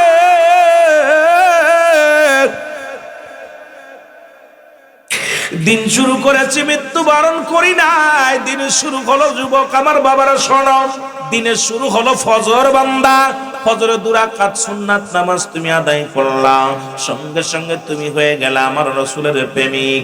যদি নবী বইলা দাবি করো যে আমরা নবীর উম্মত, যেহেতু আমার নবীজির মহব্বত, নবীজির ভালোবাসা, নবীজির প্রেম অন্তরে নাই, বুকের দাড়িগুলো সাসপা আর নামাজ কাজা দিয়া, শরীয়তের বিধান বাদ দিয়া এই সমাজের মধ্যে চলবা আর বলবা আমি নবীর উম্মত, এটা কেমনে হয়? কেমনে হয় বুঝি আসে না রে যুবক, শুনে নাও। কারণ এখন ফজরের 2 রাকাত সুন্নাত নামাজ তুমি আদায় করলা, সঙ্গে সঙ্গে হয়ে গেলা তুমি নবীর প্রেমিক। এইবার 2 রাকাত ফরজ নামাজ তুমি আদায় করলা, সঙ্গে সঙ্গে হয়ে গেলা তুমি আল্লাহর গোলাম। এখন যদি দিনের মধ্যে মরণ হয়, তুমি হবা আমার নবীর প্রেমিক, আল্লাহর গোলাম। জোরে বলেন মারহাবা। নামাজও পড়ি না, হারাম খাইতেছি, শরীয়তের বিধান মানি না, কই রাসূলের উম্মত, আল্লাহর গোলাম। কত বড় বাটপার, কত বুঝেন? এত বড় বাটপার নিয়ে সমাজের মধ্যে বাটপারি করতেছে। সুতরাং মুসলমান শুনে নাও, শোনো, এইবার দিনের মধ্যে মরণ হয় না, রাতের মধ্যে মরণ হবে, এর মধ্যে কোনো সন্দেহ নাই। রাত্রে যে কোনো মুহূর্তে আপনি মারা যেতে পারেন। কত মানুষ গমের ঘরে মারা যায়, মরেনি?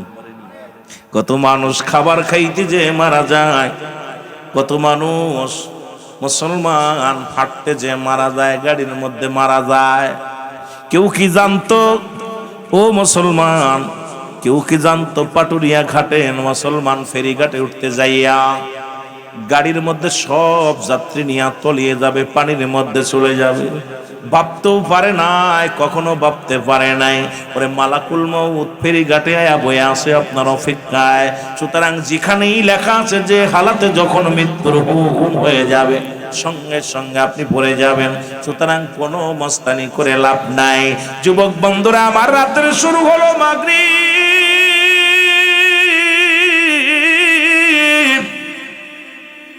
এই মাগরিবের 3 রাকাত ফরজ নামাজ তুমি আদায় করলা, ও বান্দা, সঙ্গে সঙ্গে তুমি হয়ে গেলে আল্লাহর গোলাম। ও যুবক, এইবার 2 রাকাত সুন্নাত নামাজ তুমি আদায় করলা, সঙ্গে সঙ্গে তুমি হয়ে গেলে আমার নবীর প্রেমিক। এখন নামাজ দিনের বেলাও নামাজের খোঁজ নাই, রাতের বেলাও নামাজের খোঁজ নাই। মুসলমান বলে দাবি করলাম, কেমন মুসলমান? সমস্ত খারাপ কাজ থেকে বাঁচায় ও মাত্র একমাত্র নামাজ। ও যুবক, মুসলমান এবং কাফেরদের মধ্যে পার্থক্য হলো নামাজ। সেই নামাজের সঙ্গে তাদের সম্পর্ক নাই। এ কেমনে করে মুসলমান বলে দাবি করে? যে দলের লোক হোক না কেন, সে সরদার দল হোক, আর এমপির দল হোক, আর মন্ত্রীর দল হোক, ও মুসলমান সৈয়দ গোষ্ঠী আর মোল্লা গোষ্ঠী দেখার সময় নাই। কারণ নামাজদার নাই, সে তো মুসলমান থাকতে পারে না। মুসলমান হয়ে দাবি করতে হলে নামাজের সাথে সম্পর্ক থাকা লাগবে কি লাগবে না? আর নামাজ পড়ি না, এক ওয়াক্ত নাম রাখছি ইসলাম মিয়া, ঠিক না? নাম রাখছি ইসলাম উদ্দিন। নাম না, নামাজের সঙ্গে সম্পর্ক নাই। একমাত্র নামাজ কাফের এবং মুসলমানদের মধ্যে পার্থক্য হলো সালাত। আল্লাহু আকবার বলেন না? এ মদিনা যাইতে পারলাম না, মদিনা দেখতে পারলাম না, বলেন মদিনা যাইতে পারলাম না, মদিনা। আমি অসহায় তাই এত দূরে রই, আমি অসহায় তাই এত দূরে রই, দূর থেকে সালাম জানাই, বলো দূর থেকে সালাম জানাই, মদিনা যাইতে পারলাম না, মদিনা। একটু মহব্বতে ছেলে বলেন মদিনা যাইতে পারলাম না, মদিনা। মদিনার নাম কত মধু,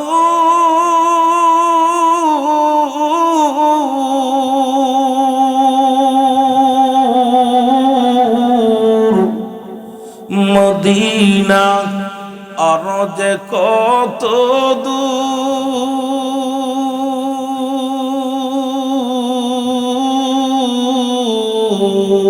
ওই মদিনার পথের দুলি, বলো ওই মদিনার পথের দুলি মাকুতে পারলাম না, মদিনা যাইতে পারলাম না, মদিনা।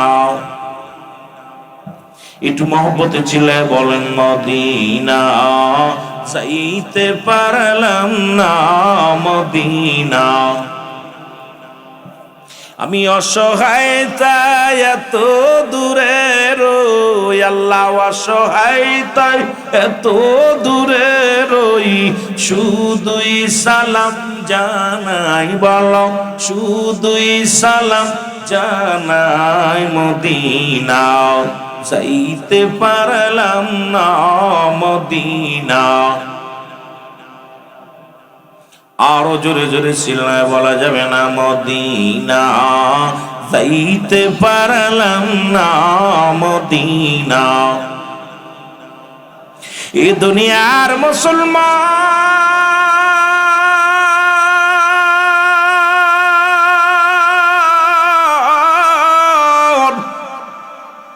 রহমতের নবী কয় সাহাবীরা রে তোমরা শোনো শোনো, তোমরা কি আমি নবীর সনে জান্নাতে যেতে চাও? সাহাবীরা বলে ইয়া রাসূলুল্লাহ ইয়া হাবিবাল্লাহ কে বানা চায়?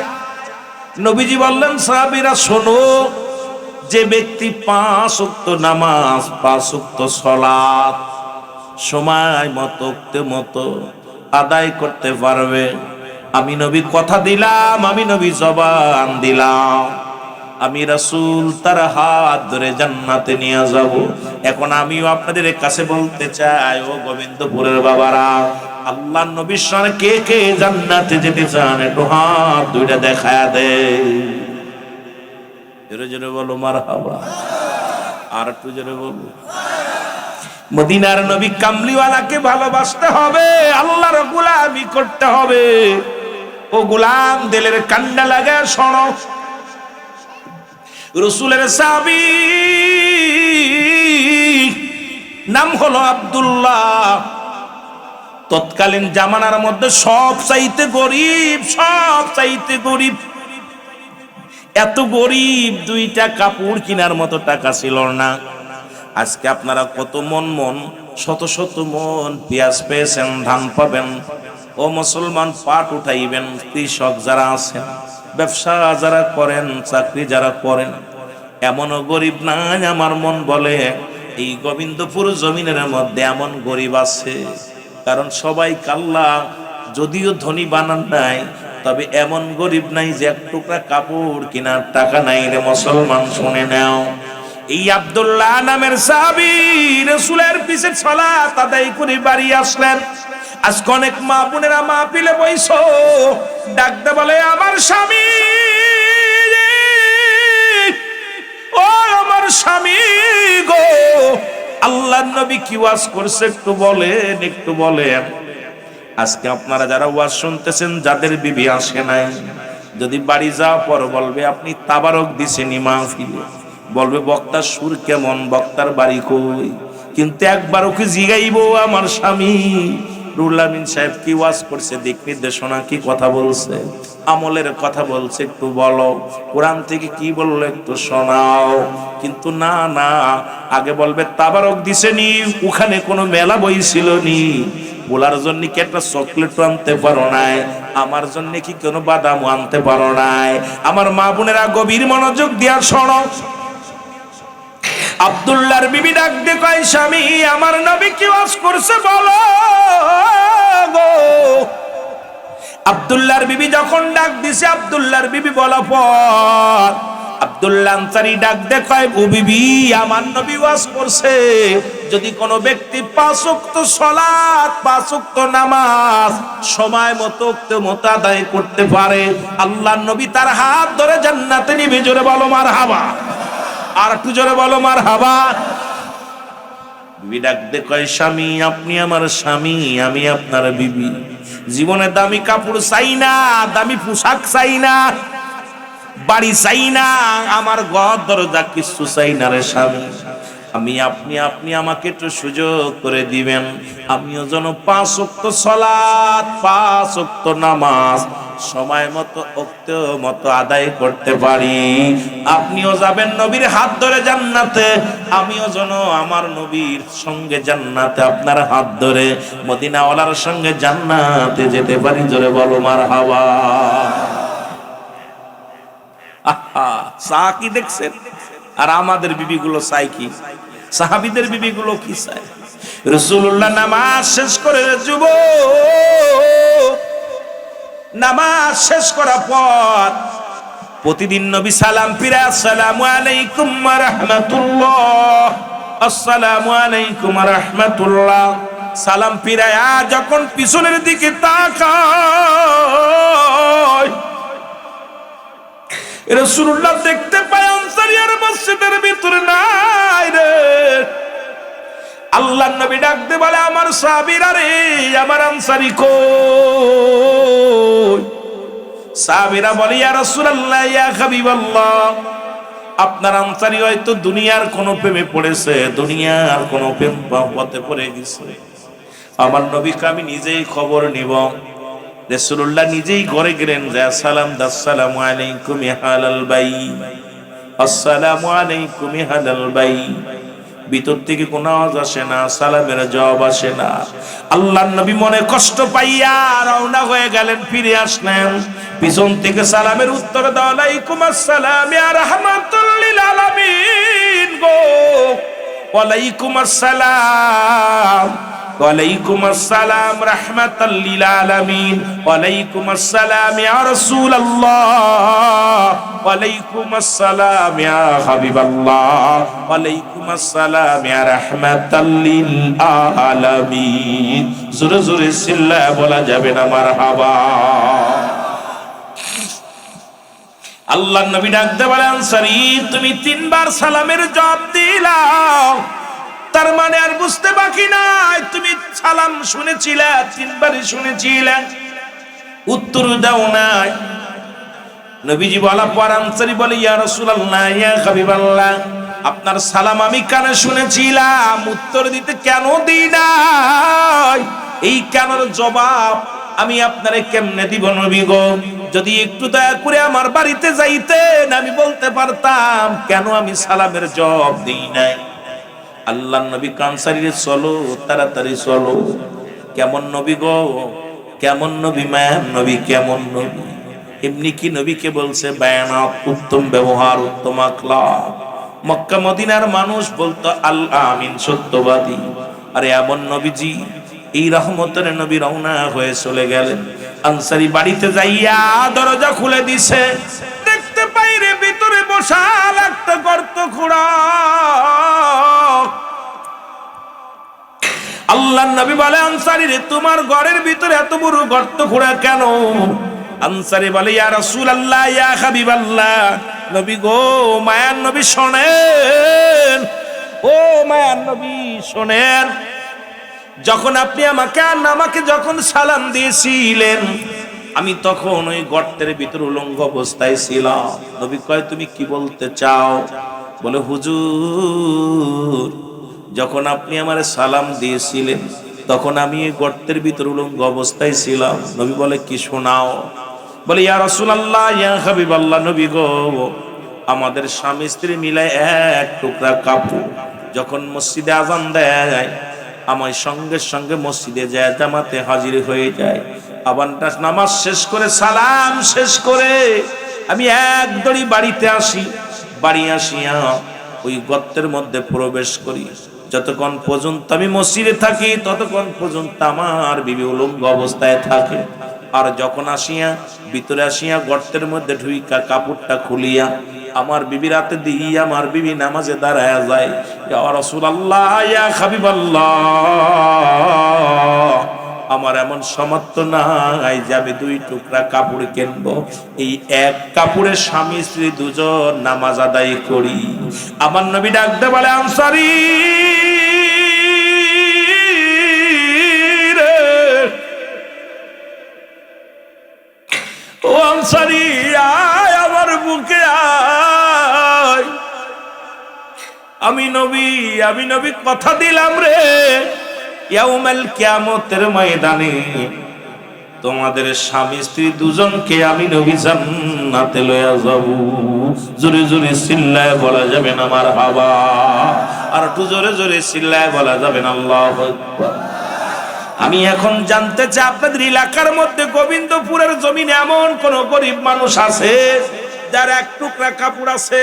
না না, এই জমিনের মধ্যে যারা ভিক্ষা করে তাদের 4-5টা কাপড় আছে। এরপরও যদি নামাজ কাজা যায়, আমার আল্লাহর দরবারে কেমনে সারা পাবেন রে যুবক ভাই? কারণ এক ওয়াক্ত নামাজ কাজা দিলে 80 হুতবা পরিমাণ জান্নাত। এক হুতবা পরিমাণ হলো 2,88,00,000 বছর। আপনার আমার জীবন থেকে কত নামাজ চলে গেল।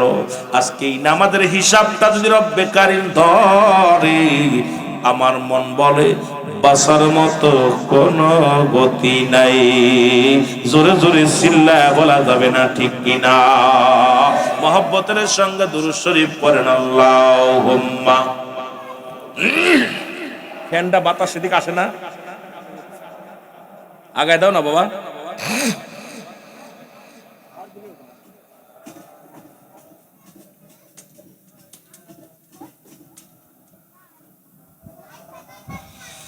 বলনা মদিনা মদিনা, আশিক মুমিনের ঠিকানা।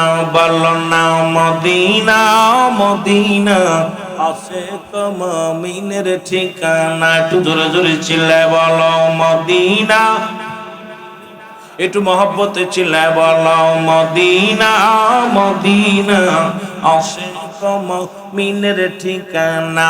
বলো না মদিনা মদিনা। আয় হায় দিদার চেয়ে কাঁদো তোমরা, দিদার চেয়ে কাঁদো তোমরা, হো না নবীর দিওয়ানা। মদিনা মদিনা, আশিক মুমিনের ঠিকানা। বলো না মদিনা মদিনা। বাজানটা একটু জবানটা খুলে খুলে আমার সাথে বলো মদিনা মদিনা, আশিক মুমিনের ঠিকানা। আয় হায় দিদার চেয়ে কাঁদো তোমরা, দিদার চেয়ে হো না নবীর দিওয়ানা। Medina Medina. আর একটু জোরে বলা যাবে না? বলো মদিনা মদিনা। নবীর প্রিয় সাহাবী হযরত আবু বকর সিদ্দিক। বলো নবীর প্রিয় সাহাবী আবু বকর। ওগো ভালোবেসে শুইল পাশে, ভালোবেসে শুইল পাশে, যাইয়া সে তাই দেখো না মদিনা। আয় হায় মদিনা মদিনা, আশিক মুমিনের ঠিকানা। বলো না মদিনা মদিনা। আয় হায় দিদার চেয়ে কাঁদো তোমরা, দিদার চেয়ে কাঁদো তোমরা, হো না নবীর দিওয়ানা। মদিনা অসংখ্য মুমিনের ঠিকানা বলো না মদিনা।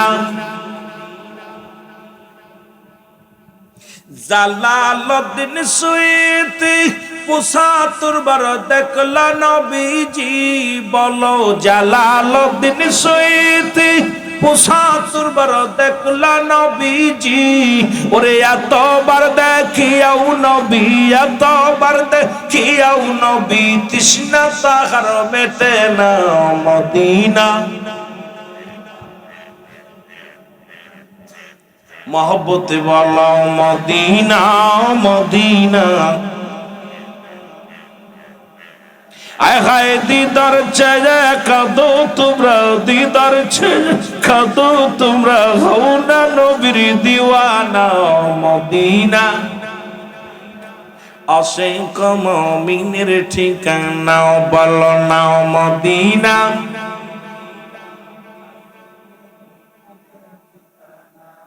আয় হায় দিদার চেয়ে কাঁদো তোমরা, দিদার চেয়ে হও না নবীর দিওয়ানা মদিনা মদিনা। অসংখ্য মুমিনের ঠিকানা বলো না মদিনা। এ দুনিয়ার মুসলমান গভীর মনোযোগ, খুব খেয়াল করবেন আলোচনা, ধৈর্য সহকারে শুনবেন মুসলমান। শোনো, এই কোরআনের মাহফিল, কোরআন, এই কোরআনের আইন যদি মানতে পারো যুবক, কোরআন যদি ভালোবাসো, কোরআন যদি ভালোবাসো, কোরআনের ভিতরে কোরআন যা আছে আজ থেকে যতদিন আসছে এই দুনিয়ার মধ্যে, এর কোনো জবরের ভুল নাই, জেরের ভুল নাই, নক্তার ভুল নাই। আল্লাহ বলেন যালিকাল কিতাবু লা রাইবা ফীহি। জোরে বলো মারহাবা।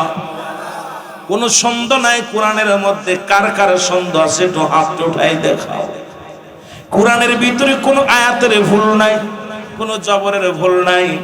কিয়ামত পর্যন্ত এই কোরআনের একটা আয়াত কোনো ব্যক্তি লিখতে পারবে না। একটা আয়াত ও যুবক শুনে নাও, কোরআনের মতো এরকম একটা আয়াত বানায়া লেখার মতো ক্ষমতা আল্লাহ কারো দেয় নাই, কোনোদিন আসবেও না, সম্ভব নয়। এই কিতাবটা একমাত্র মানবে কারা?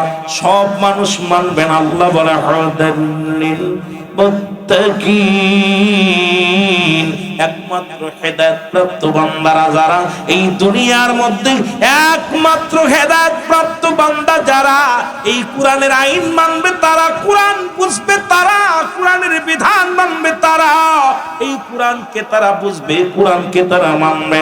এই কোরআনের আইন চালু করলে মুসলমান শুনে নাও, আমার নবীজি বলে গেলেন, খুব খেয়াল করবেন দাদু ভাইয়েরা, লক্ষ্য করবেন মুসলমান বাবারা, এই কোরআনের আইন যদি মানো, দুনিয়ার মধ্যে ইচ্ছামতো চলা সম্ভব নয়। সুদ খাইতে পারবা না, ঘুষ খাইতে পারবা না, জিনা ব্যভিচার করতে পারবা না, অন্যায় করতে পারবা না, জুলুম করতে পারবা না।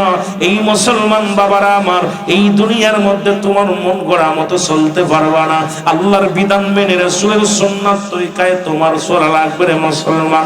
আজকে কোরআনের আইন মানো, কোরআন মানো, আইন মানো না, আবার কোরআন মানো না, আইন মানো না।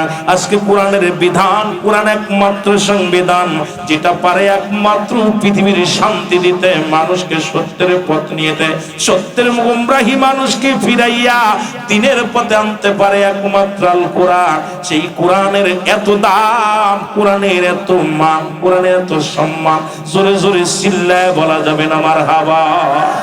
আর একটু জোরে জোরে চিল্লায় বলো আল্লাহু আকবার। এ যুবক,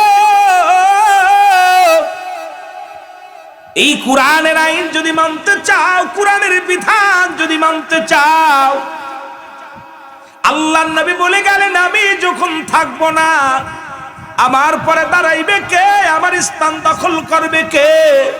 আমার প্রিয় সাহাবী হযরত আবু বকর সিদ্দিক রাদিয়াল্লাহু তাআলা আবু বকর যখন থাকবে না ওই স্থানে দাঁড়াইবে হযরত উমর ফারুক রাদিয়াল্লাহু তাআলা। হযরত উমর মুসলমান শুনে নাও, হযরত উমর ফারুক রাদিয়াল্লাহু তাআলা যখন থাকবে না ওই স্থানে দাঁড়াইবে হযরত উসমান গনি রাদিয়াল্লাহু তাআলা। যখন উসমান থাকবে না ওই স্থানে দাঁড়াইবে হযরত আলী রাদিয়াল্লাহু তাআলা আনহু। জোরে জোরে চিল্লায় বলা যাবে না মারহাবা? আর একটু জোরে জোরে চিল্লায় বলা আল্লাহু আকবার। এই খলিফা হযরত উমরের দ্বিতীয় খলিফা, ইসলামের দ্বিতীয় খলিফা, যিনি কুরআন দিয়ে দেশ পরিচালনা করে, কুরআনের আইন মানে, কুরআনের বিধান মানে, কুরআনকে মরণের মুসলমান, কুরআনকে বুকে ধারণ করে কুরআনকে ভালোবাসে।